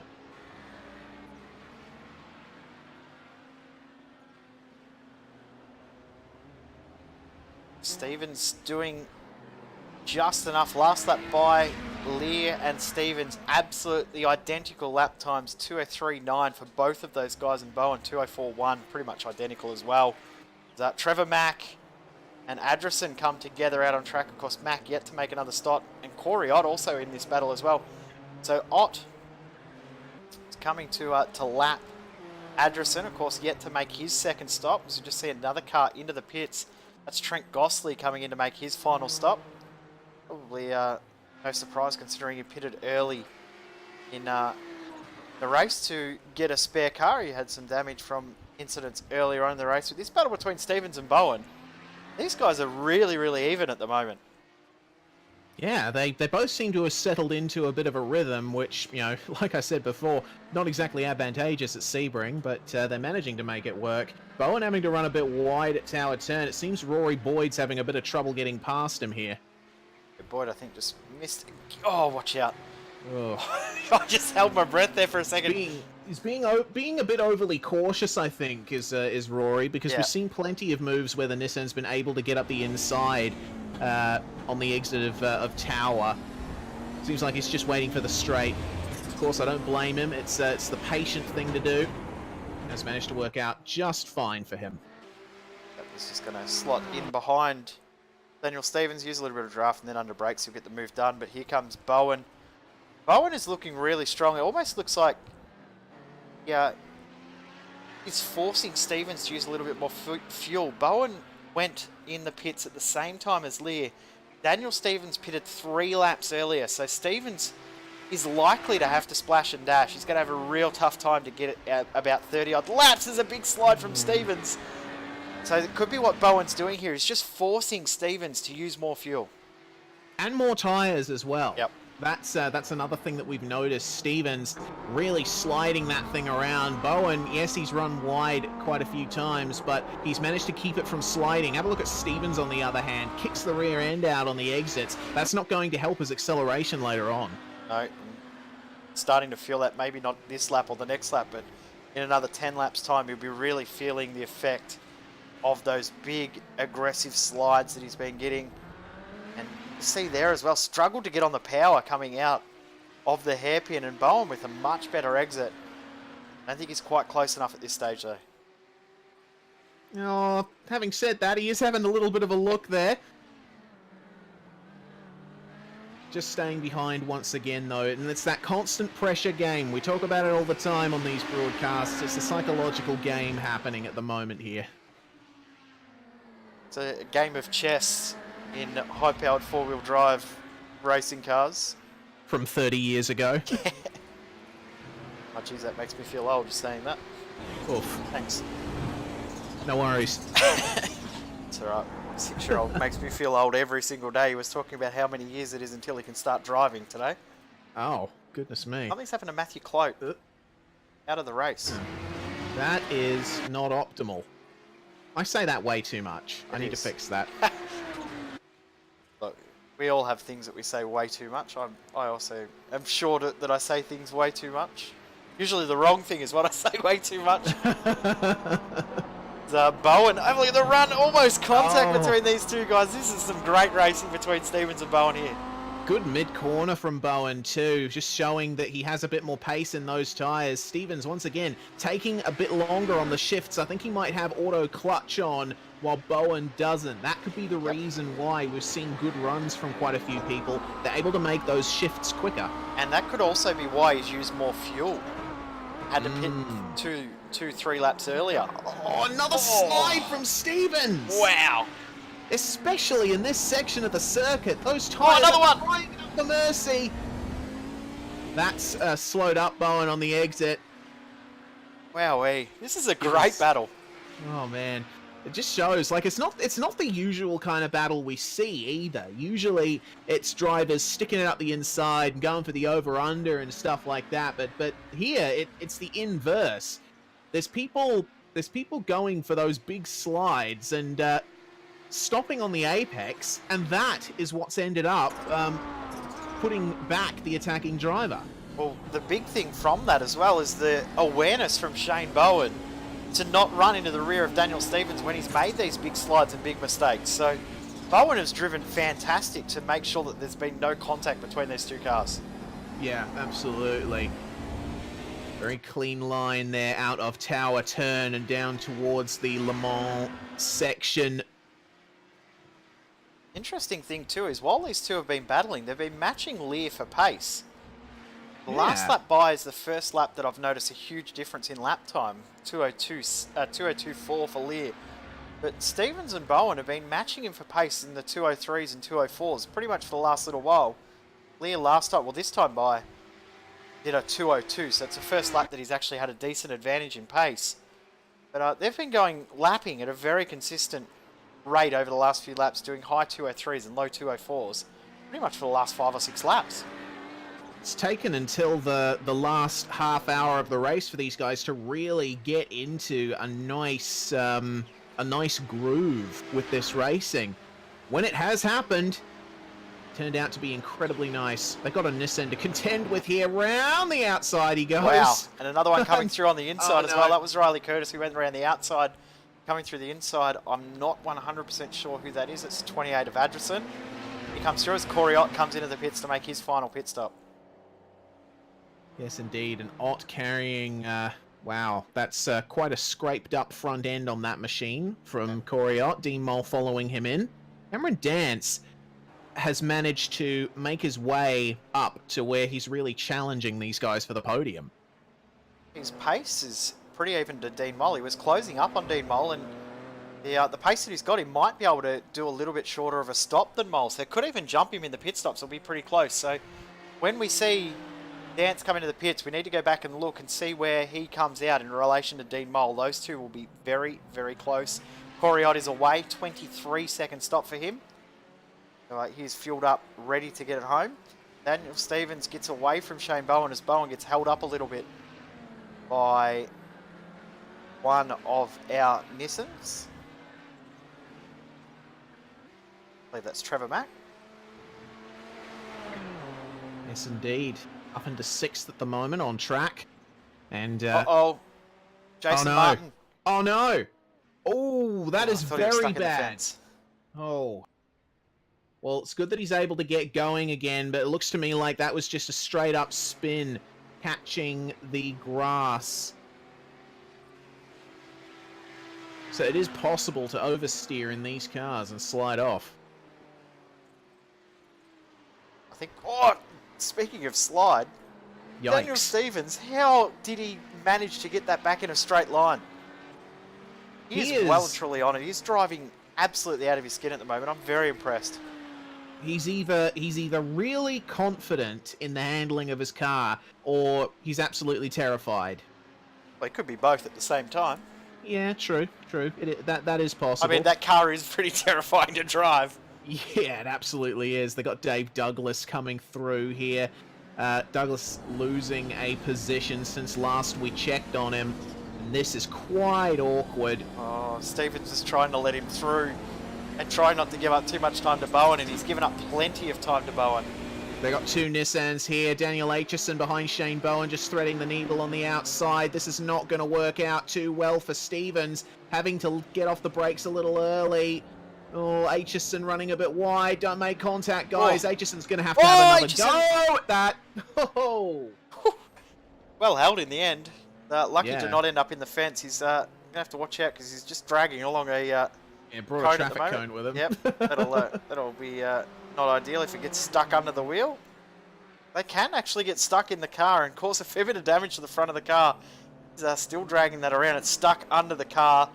He might have to come in and pit for that. No, it's finally dislodged. They went for a bit of a trip, that cone. Yeah, probably the fastest it's ever gone. Corey Ott's back in for another stop. I don't think Corey Ott put enough fuel in the car.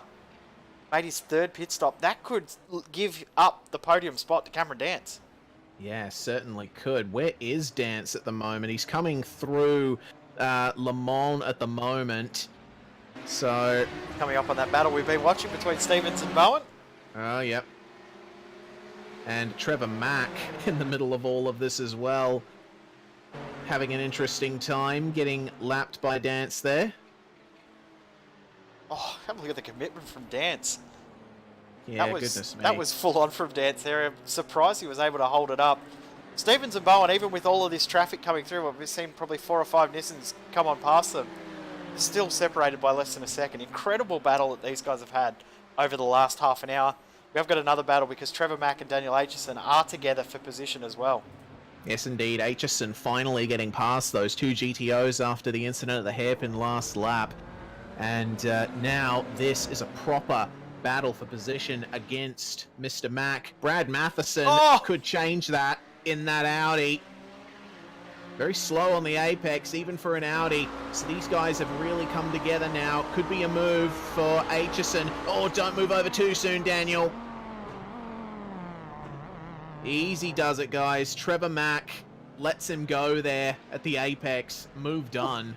That was scary. Was an awesome onboard there from Brad Matheson.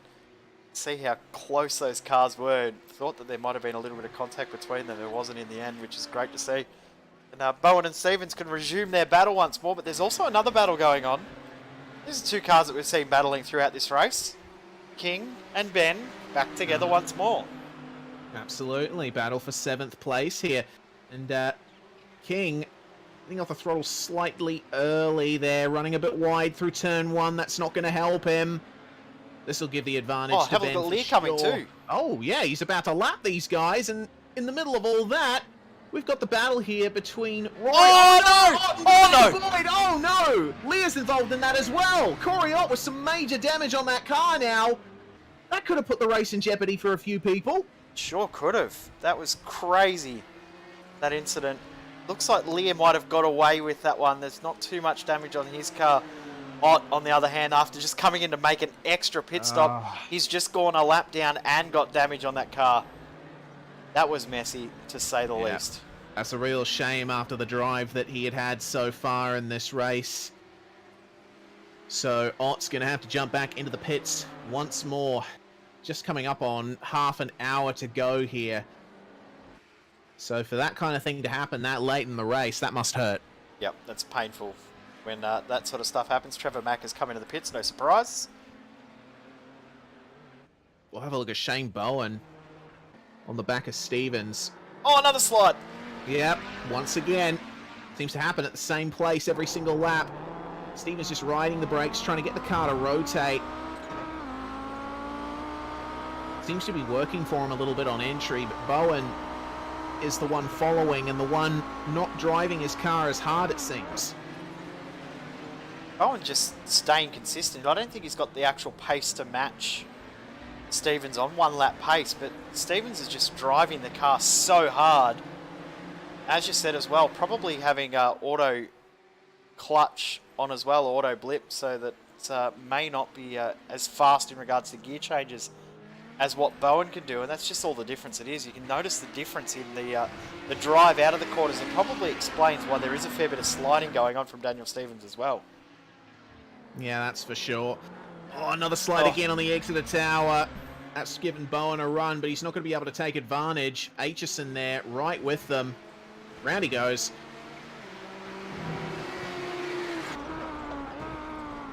It's been a great fight between these two. Love watching battles like this because you just know that something is going to happen. You can't look away because these guys are fighting so hard, but they've just kept it so consistent. It's such a great fight. Yeah, absolutely. You see Bowen there with the run once again, and Stevens going slightly defensive. Here we go. It's going to be the move into Sunset Bend, or is it? Bowen on the brakes a bit earlier, but he's staying inside. Oh, contact! Oh, that's not going to work for those guys. Bowen's lost quite a bit of ground there, unfortunately. Well, give it a couple of laps, and he might be able to have another go in a few more laps when he regains the consistency. Lear, I am worried that he may have some damage because his last lap by a 2:07.5. Even with the fighting that Stevens and Bowen did, they just did a 2:05. So that's a 2-second advantage to Stevens and Bowen over Ash Lear, as I'm just noticing another car slow. John King. Yeah, so King's battle with Jonathan Ben, I think, has been more or less decided there. Depending on how pit stops play out for those guys, it could still be up in the air. Now this one between Bowen and Stevens, it is well and truly on. It certainly is, and oh my goodness, I just don't pull away from this battle because it's really scintillating. But I want to mention that I did see Lear serve a slowdown penalty just briefly, as Sutton's back in the pits now. Yeah, Sutton in to make his final stop. This will be a scheduled stop for him as he's just done 23 laps on that tank of That's fuel. That's awkward for Lear. That was very, very wide for Ash Lear. Stevens now a little bit of breathing room because he's got one of the misfit cars coming up in between. That was a little bit messy between those guys. I'll tell you what, we need to shout out to this right at this moment, because remember we said at the start of the race that Dance had missed the start, was in the pits, started from the pits, in the lead of the race. There we go. It's taken 93 minutes of racing, but he's finally got into the lead. Who's that running wide? It's Trent Gossley. He hasn't had the greatest run today. Uncharacteristic from him. He'll be looking forward to the next round of trying to redeem some of the effort that he's had today. He will not be happy with how his performance has been. Saying that, I think this round is one that a lot of drivers will be happy to see the back of, because these are such tough cars. Daniel Stevens in the pits, as we expected, he would have to come in to make a splash and dash. He's coming in to do it now. Probably take some tyres, but that ends that amazing battle between he and Shane Bowen. Yeah, certainly does. Another problem for John King as well, as Dance overtook him at the hairpin. He ran incredibly wide, so that has meant that they've come back together somewhat, or swap positions, himself and Gosley. But with Dance's current assumption of the lead, is it bad that I'm not surprised at all by that? No, I don't think it's surprising at all, because we know how good a racer Cam is. He's just so consistent all the time. He just can just pull pace out of a race car. He's very, very open to admit that he's not the best qualifier. So not really a big surprise, but interesting. Daniel Stevens coming out of the pits, and guess what? He's going to get straight into another battle, because Jason Martin is only just up ahead of him. Martin, we are fairly sure. Oh yeah, and we're fairly sure that Martin will make it home on fuel. Daniel Stevens, we know he will make it home on fuel, but the big advantage he's got is fresh tyres, because those last set would have been absolutely struggling. Yeah, absolutely, and you could see it in the middle of the corners with Daniel Stevens just sliding everywhere, but I haven't seen a single slide from him so far on this particular lap, so he's looking very confident in that Audi. Look at how much he's drawn up to Martin already. That's pretty impressive. It's great pace that he's got at the moment, so great to see how Daniel Stevens is going. Cameron Dance is coming to the pits. Rory Boyd also in the pits, both to make their final stops. Daniel Stevens through. Be interesting to see if Stevens has got enough pace left in the car to catch up to Alexander Sheridan. It's a pretty decent gap, but new tyres, knowing now that he's fueled up to get it home, chance that Sheridan, Bowen and Lear could have to save a dash of fuel to make it home. Stevens could be on an outright charge here and could close up that gap by the end of the race. Certainly could. He's definitely going to be a driver to keep a very close eye on in the dying stages of this race. We've only got 25 minutes left on the clock, so fairly regular race time for those of you who race in the D-Class official series on iRacing. Dance out of the pits in second position. The gap to his teammate in the lead of the race, 47 seconds. Sutton doing a great job. Lear to Bowen, 55 seconds. So the leaders of both classes with an absolute huge margin. Corey Ott is matching pace-wise with Dean Mole. Last lap by 51.1 and a 51.3 for Mole and Ott respectively. So even in regards to one lap pace pretty much, but that car of Ott's looks very, very second-hand. You have to worry, he will be worrying about overheating in that car. Of course, he's already used his spare car. We saw him with a fair bit of damage when he came in for his second stop, then had to come in for a third stop, and that has put him well and truly back in the field. He was only about 15 seconds behind Sutton, so he'll be ruining this race. He was well and truly in with a podium position. Now he's going to have to work hard to try and get himself back into third. Yeah, certainly, and of course didn't end up getting all of the damage repaired when he came in due to the fact that he'd already taken that fast repair. So that car will be as aerodynamically inefficient as a brick with a bunch of spikes sticking out of it. That does not sound very aerodynamic at all. No, certainly not. All right. Aitchison, Hockey, and Amro all getting very, very close, as well as Trevor Mack too. Look at the damage and that on is the a front car of with its Aitchison. front end completely missing. That's Aitchison. That is not going to help the downforce of that thing or the front grip at all. No. I'm going to go back and see what happened. Truly struggling. We're seeing Dean Mole come on past Daryl Hockey. Hockey and Amro getting very close. I think we're going to see Aitchison in the pits here to get some damage fixed, because that car looked very, very unhealthy. But Oh, and you Amro know looking what? very close here. Yes, indeed. That's an awesome three-car battle. But you know what happened to Aitchison? This is going to break your heart, Jay. He actually spun out of the last corner, and by the time he'd come to a stop with his front end missing, he was past the pit entry, so he couldn't come had in. to go for another lap. That's terrible Yeah. for him. Unfortunate. He has made it back to the pits though. We'll see. Hopefully he can get back out on track as we're on board with Amro. You can see that yellow car just ahead of Daryl Hockey. Not too far away from maybe getting a move done. Yes, indeed. These guys very close together at the moment. And Amro has been one of the guys that's run reasonably consistently throughout the race. We've obviously seen a couple of mistakes from him, but he's been one of the more mistake-free of the Nissans, and that's really paid off for him here.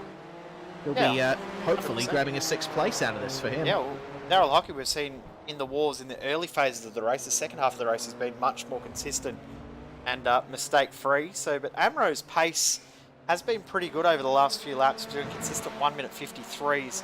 Hockey in the 154s, but just behind Trevor Mack, last lap by 1 minute 51. Need to watch him in the next few laps. He's got the gap between those two cars down to 3 seconds. It was a little bit less than that. So we'll see when Mack can close that gap back up. There is Trevor Mack on screen there. Oof, bit of a slide. Yep. So Lighten up the rears. Amro looking strong here in the draft. Yeah, actually very strong. And unlike the Audis, shifting doesn't play as much of a part in catching up with the Nissan, because with this thing, you can just do a quick lift when you're shifting gear and it just slips straight in. You don't have to clutch in this car. So there's not much of an advantage to be gained or lost. With shifting aids, oh, that is not the correct line to be taking. Thank you very much, Definitely Captain not. Obvious Reason. That was not the fast line, but it looked spectacular, but definitely would have hurt Amro's run. He may have been close enough to get a move done coming out of turn 1, but nowhere near close enough again, and he's going to have to do it all over again. Last lap by, very evenly matched for that's pace. not good. Oh, that's a big mistake.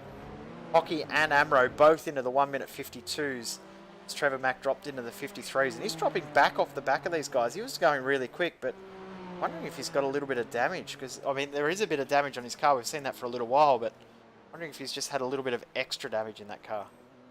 Yeah, well, he ran a 53.0 on the last lap after setting those 3 1 minute 51s in a row, so obviously a mistake of some kind.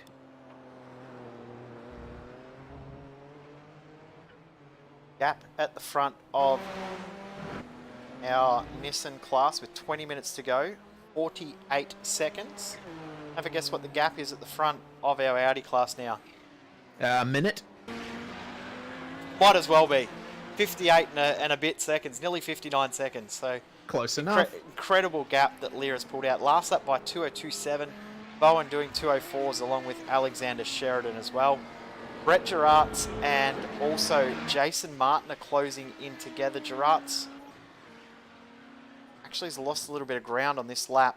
Yeah, the gap was quite extended, but it's now down to 1.1 seconds. Gerards probably is a little bit faster at this phase of the race than Jason Martin, but Gerards has been in the wars and obviously had to come in for that extra pit stop as well, so that has really hurt his race. He was probably on for a second place, you would have thought, if he didn't have to come in and make that extra stop. Yeah, real shame for Brett. He was looking to be one of the top guys in the Audi, and Jonathan Ben with some problems there, down in 9th place. Very close between Hockey and Amro though. Yep, Amro looking up the inside, just not going to make the move, but just trying to unsettle Daryl Hockey, and that is probably the toughest braking zone in this circuit for these cars, because unlike the other heavy braking zones, there's no runoff there. So we have seen a few drivers that have just gone straight ahead, decided to use that other section of circuit. Have a look at how close Amro is there, almost contact. Yeah, he's getting very aggressive under the brakes, is Amro. I think on the previous lap where he ran wide at the hairpin, he was probably just testing the limits of what the brakes on the car could do. Now he's found it. He's looking to try and unsettle Hockey with some faux dives, I suppose you could say. into a bit of traffic as Oh, well. that was close. Take care, everybody. That was Jonathan Bennett. They just went past there. No, it wasn't Ben. It may have been... No, I don't know. I don't know who that was. But here comes have a look at this. Amro. Big draft. And he's ahead before they get to the braking zone, so Finally move moved well and on. truly done Spot for on. Amro. The Audi that they passed was Ryan Descartier McCarthy. As Amro, that's not a good exit, and also not too good of an exit from Hockey either. So, these guys definitely not done. They both messed up the exit of the last corner in some way. We're about to have a These battle guys. for the last two positions in the Nissan class, but they've split up again, so we'll go back to this battle. Would have been good to focus on the last and second last cars in the race for a little while, especially if they're in a fight. No surprise to see Corey Ott back in the pits again. This is his 4th stop in this race. Oh, that's and that even car worse looks now. well and truly destroyed. Yeah, certainly. That is a... Wow. Huge loss of front end there, and looks like he did the same thing that Jason Martin did before, just spinning out of the corner there at the top of the circuit and into the wall. Oh, that's close. That was really close for Daryl Hockey, but he's trying to get this position back from Amro up the road. Going to be a real good fight here for the last 15 or so minutes. About 10 laps of racing to go for our Nissans in this one. And Trevor Mack is really catching up to these guys now. He's well and truly in the shot. These guys have slowed each other up enough that he is really looking to get in on this. Oh, very close between John King and Daryl Hockey there. And that'll help Trevor Mack in his pursuit of these guys, as well as there's even more traffic for Amro and Hockey on the front, on the back straight I should say. They come past one of the lap down Nissans. I believe that is Matt Hunter that they've just gone on by. And they're going to get a position here because Corey Ott looks like he may be day done. Yeah, it definitely seems that way. He is still stationary in the pits. The repairs have been done, but I think he, if he intends to continue, he'll be sitting in the pits for a very long time there. Yep, he probably will get back out there at some point and make sure he can get some points. Good thing is he is, amazingly, we've still at this point, up until on in the pits now, we still had all 15 of our starters running in our Nissans and 11 of the 15 in the Audis, which I think is a really, really good rate of attrition because these cars are really difficult to drive. To see the guys continue on so far into the race is really great to see. Yeah, it is. It's fantastic to see because usually you think, oh dear, it's not going to be the best for him. Bit of a short shift as well out of the hairpin, get a bit of traction down. But usually back out on track. Oh, okay, so we got all 15 of the Nissans still out there again? Now, quick and sick Corey Ott's car looks. He actually have got a front wing back on that car. Well done to the team for getting the front wing put back on. It would have been probably a little bit of race tape to hold that together, though. Yeah, exactly. Probably accounts for a percentage of the car's weight now, race tape, with the amount that Corey Ott's been through. Unfortunate for him. Hockey and Amro, though, still fighting hard. Narrow entry for Hockey, and that's another one of those corners at Sebring that is very misleading. A lot of drivers like to extend and widen the entry as much as they can, but it can be very difficult to actually translate that into real pace. Yeah, exactly right. It's sort of deceptive, this track, because you see so many runoff areas that you can use and all that sort of stuff. It's really tough to get the power down. As we said many times, there's so many different ways that you can tackle the corners and none of them feel like they're the right one. It's such a bizarre circuit with, like turn one, the perfect example. No way have you ever got through turn one and felt like, geez, I nailed that corner. You always feel like you could have got something more out of the car. It's such a strange track like that, isn't it? I'd even go out on a limb and say that Sebring is more difficult to be consistent at than the Nordschleife. Yep. I agree. I would 100% in all seriousness say that, and I know that there are a few people watching this that would disagree with me, but that is my opinion. It's certainly a difficult track to be consistent on. The Nürburgring is more of an outright hard slog, a challenge, but really takes a special kind of skill with driving and with car setup to get consistent lap times lap after lap at Sebring, in the same way, I guess. Yeah, well, the one thing about lapping at the Nordschleife, there's a very large section of the circuit that there is one line and one line only. Here, there are 7 different lines for every corner and none of them are right. Yeah, exactly.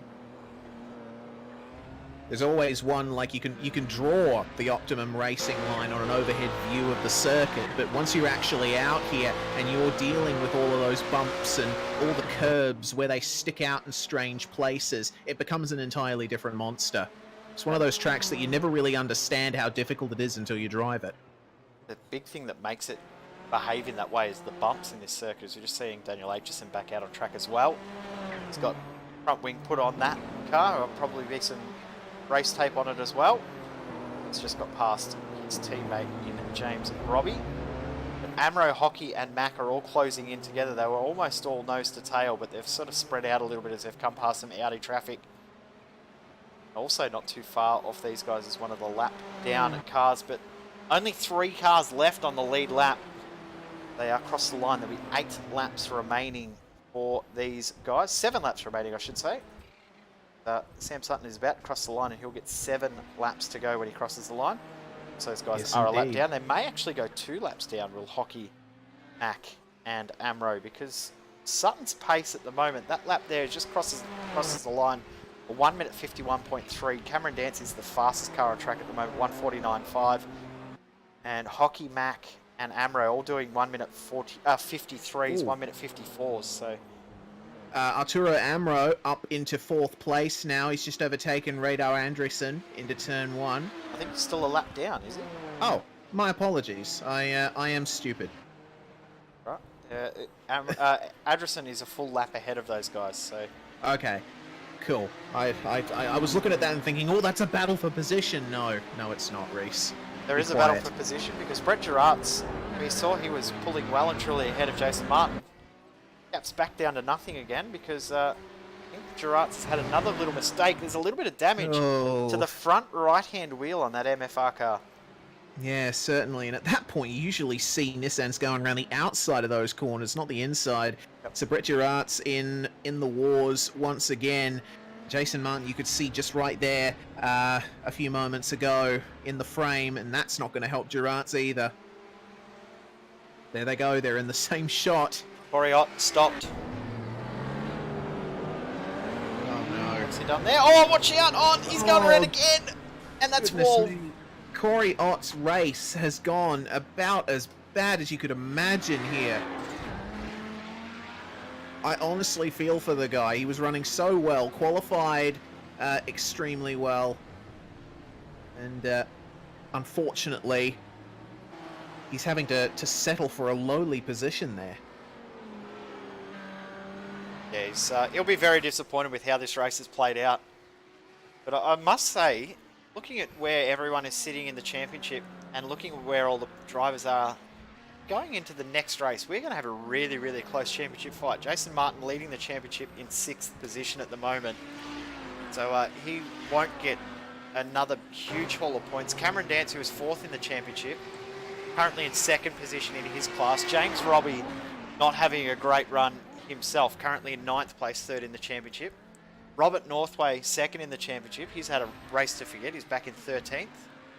Dutnak not out on track. Simon Mazzomo also not out on track. Dean Mole, he also has had a decent race. So Mole and Dance are going to get some big points, and they'll close that gap up on Jason Martin. I think we're going to have a really, really close championship after this race is complete, as Corey Ott is the first of our Nissans out of the race, which has taken 1 hour and 51.5 minutes to come to.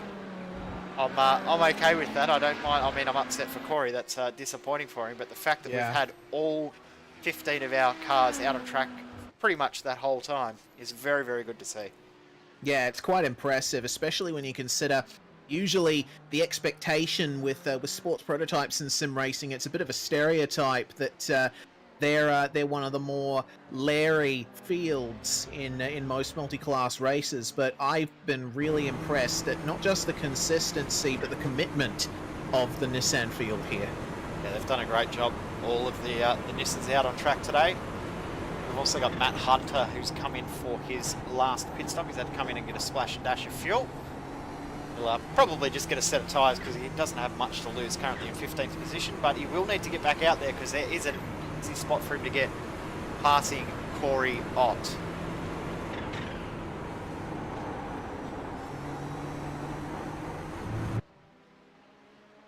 Sam Sutton now has the lead out to 53 seconds.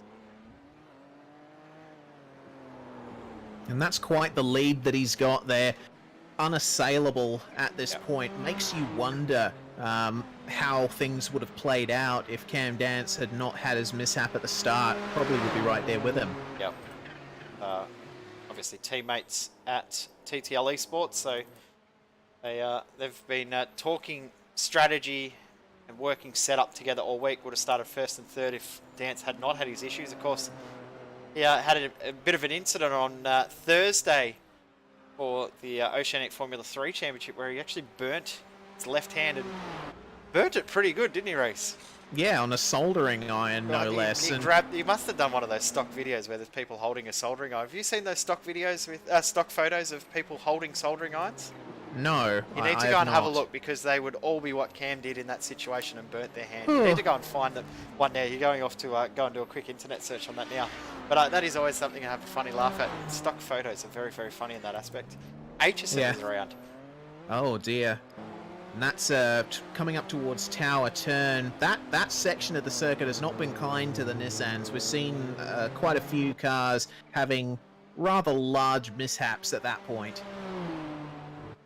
Actually see how much dirt and grime there is from all these cars. Have a look at how dirty the front of all of these cars are at the moment. Incredible to see how messed up the front of these cars look. There's so much dirt and grime out there on the track at the moment. So we're coming up to 4 laps to go in this race as Sam Sutton crosses the line.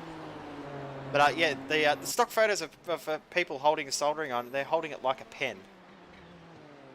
Seriously? So you could imagine that if they were actually plugged in, that seriously? Yes, I'm 100% serious. Stock photos of people using soldering irons, they are holding them like pens. I'm not. Why?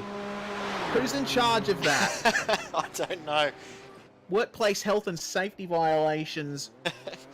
Out the wazoo. Goodness me. Now, there's an interesting race out on track at the moment, Racer. One that... There is. There is. Well, there's an interesting race within the race. Sam Sutton versus Ashley Lear are in a battle to see who can have the biggest lead come the end of the race. So at the moment, Sutton to Dance is 55 seconds. Lear to Bowen is 59 seconds. So they're very, very close, these two battles. Yes, indeed. Lear... I think losing at the moment that race within a race because he's had a couple of awkward moments with some Nissans that have put him off pace on this lap. Shane Bowen was also faster than him on the last lap, so not quite sure how that's going to turn out. Sutton, on the other hand, over 2 seconds faster than Dance on the last lap, so great pace he's got. Well, yeah, we'll see what happens there. Now at 57 seconds between Dance and Sutton. We'll see what time Sutton can do here as he crosses the line. 3 laps remaining in this race. And I'll tell you what, that's pretty consistent because he's just crossed the line again for another 49.2. Great lap. And Dance last lap by 51.5. So that's some great pace from Sam Sutton. Of course, Sam, former broadcast member over here at SimSpeed back in the days when we were VX Online. Had to leave us, unfortunately, while he went and served in the military, but very, very nice guy and a very, very smart driver as well. Yeah, exactly. He's got a good right foot and a good left foot, and good hands as well. What I mean to say is he's a very good driver, in case that didn't come through clearly.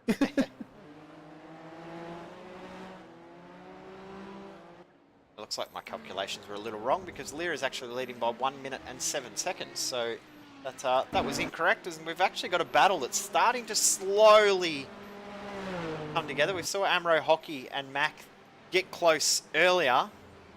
Looks like Hockey's gathered a little bit of damage, and Trevor Mack last lap by was about a second faster, a 52.5 versus a 53.2. Starting to close that gap on Daryl Hockey. They'll cross the line with 2 to go. This could be on to the end of this race between Amro, Hockey, and Mac, mainly between Hockey and Mac. Yes, indeed. Amro far ahead of these two, but Hockey and Mac looking quite close. Mac carrying a slight bit of damage. Have a look at that rear wing of Daryl Hockey, though. It's all sorts of crooked and bent. That will be really hurting him from pace at the moment. Isn't that just like the normal shape of the rear wing? I think it's got an extra little bulge in it. Yeah, definitely got an extra bulge. Just in the S on the Snap-on logo, you can see it from the shot looking at the rear of the wing. You can see damage to that rear wing. Little crease in it there. Oh, yes, I see. I see now. My mistake. I'll let you off, man. It's been a long day. It has. But it just goes to show the lack of familiarity that a lot of people, myself included, have with these race cars. It's that there's all these strange shapes on these machines that can often mislead you. It's amazing that these cars, you can see there, as we're looking at James Robbie, you can see the shape of the wing there. Very, very similar to what you saw on the car of Daryl Hockey. But, as Aitchison, we were just watching to see Aitchison come up. Oh, we just no. missed him. Have a look at... Now, that is definitely a damaged rear wing. that is a damaged rear wing right there. Fair amount, too. That's a real shame for Daniel. Once again, he's another one of those guys who ran well early on in the race, but has just not been able to make anything come of it. Some technical issues, unfortunately, for Sam Sutton at the moment. Needs those to settle, coming up with 1 minute to go on the clock, so across the line to get the white flag next time by. He'll be hoping those tech issues don't continue for the rest of this race as he'll come over to get the white flag. It's been a really dominant drive from Sam Sutton. He's led all but 3 or 4 laps of the race, and they were only due to pit strategy. Yes, indeed. It's been a dominant performance for both class leaders here today. We've seen some very impressive driving from them. Sutton, it's just been out and out pace and consistency. Same with Lear as well in the Audis. Well, remember at the start of the race, Lear actually gave up the race lead to Brett Gerards for 2 or 3 laps. When he finally got through, he just absolutely broke away. But smart thing was he didn't work the car too hard to get that advantage at start, try and get his position back through. He just waited for the right moment for Gerards to basically make a mistake, as Ash Lear stuck in a big pack of cars not too far behind Cameron Dance, but that gap between he and Shane Bowen, 1 minute 12. Yeah, wow. And that says it all, really.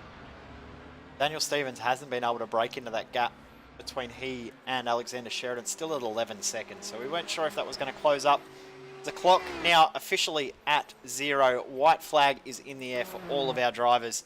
Been an incredible race, and Sam Sutton, only 2 other cars that he hasn't lapped in this race, that being Cameron Dance and Dean Bowl.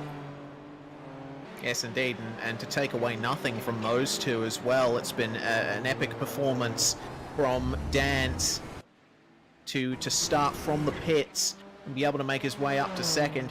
Mole as well, to stay consistent, to stay out of trouble. He's going to manage to nab a podium here if all goes well. But Sutton, I think is the star of the show in the Nissans. Yeah, 100%. Dance's drive back through the field as well, very, very good. And Dean Moll, as you said, I think he could even pull over now and still finish in the podium positions because everyone else has gone a lap down. So congratulations to Dean Moll. But Sam Sutton, what a drive. Yeah, certainly. Through Sunset Bend for the final time. A little bit wide, making his way around an Audi, but that's not going to matter one bit. Sam Sutton making his way across the start-finish line to win this next round of the majors. Fantastic drive from him. And Daryl Hockey crossing the line there in 6th, Trevor Mack in 7th. That battle has been well and truly sorted. It has, because the car of... Just noticing Jason Martin has got ahead of Brett Gerardis. Oh, he has. Oh, watch out. Oh, whoa, North way. careful. Yikes. That was rather close there.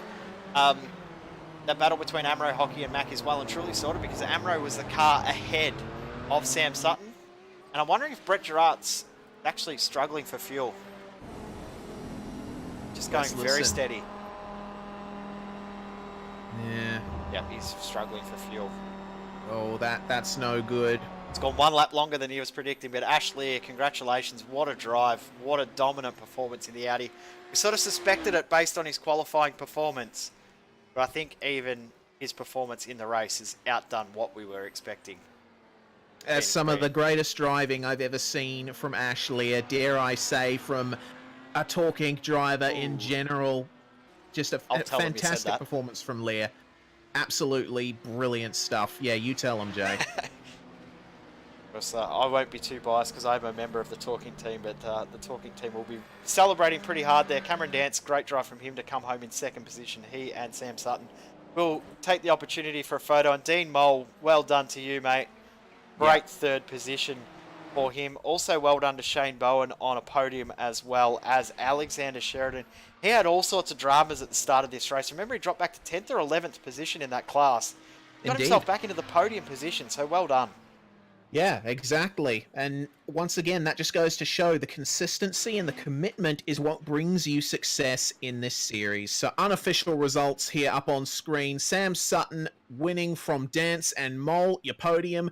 All those cars, the only three on the lead lap in the overall standings. Anderson and Amro and Hockey. That's the way that battle sorted itself out. And Mac, Robbie rounding out the top 8. And then we go over the page to Daniel Aitchison, 2 laps down with Dave Douglas, Rory Boyd, Robert Northway, Riley Curtis and Matt Hunter, all finishing the race. Corey Ott, the only DNF in that entire field, which is fantastic to see. As we go over to our Audi class race. Yes, Ashley are taking a dominant victory from Shane Bowen and Alexander Sheridan. Daniel Stevens coming home in 4th with that later pit stop in the race. Jason Martin, your championship leader coming into this race, having to settle for 5th. Brett Gerard's Trent Gosley and John King, the top 8 in that class. And then Jonathan Ben and Brad Matheson rounding out the top 10, both 8 laps down from our overall leader, 2 laps down from Ash Lear. We've got Ryan DeCartha McCarthy. Also, the last driver to finish the race in that class with Matthew Clote, Craig Hawkins, Scott Kukas and Drew Lalonde, all not able to finish the race. What a fantastic race we've had today. Yeah, certainly. I was really happy with how that one went. Certainly one of the highlights of the series so far. And, you know, I think, if anything, this goes to show that these cars don't get enough love at the moment on the iRacing service. You know, it's been a bit of a lean period for fields in those series in an official sense. So give the Camel GT cars a go, guys, if you haven't already. They are a great blast from the past and extremely challenging to drive, but some of the most rewarding on the iRacing service for sure. Yeah, 100%. If you do enjoy the action of the Camel GT cars that we've just seen there, of course, we do have the 2 remaining majors regions coming up here on the iRacing Esports Network, but also every Sunday morning, 4 a.m. Australian Eastern Daylight Savings Time, there is the broadcast of the official Camel GT split by our friends over at GSRC. So make sure you do check them out. I always check them out on a Sunday morning when I get up. It's always a very, very entertaining show. They have some incredible racing and some fantastic finishes. Some of the closest finishes in the entire iRacing service are in the toughest series to drive. We talk about how tough the V8 supercar is to drive a lot, but these cars absolutely put that to shame. Yeah, they absolutely do. So we thank you all for watching, and once again we encourage you to check these cars out because they're absolutely fantastic. The fun is not going to stop on the iRacing Esports Network. We're going to have the 12 Hours of Sebring coming up very soon later on tonight, so watch out for that as well. It's a goodbye for us from SimSpeed TV, and we wish you all the best. Big congrats to our winners, Sam Sutton and Ash Lear. This has been the international region of the majors. We thank you all for watching, and we'll see you next time.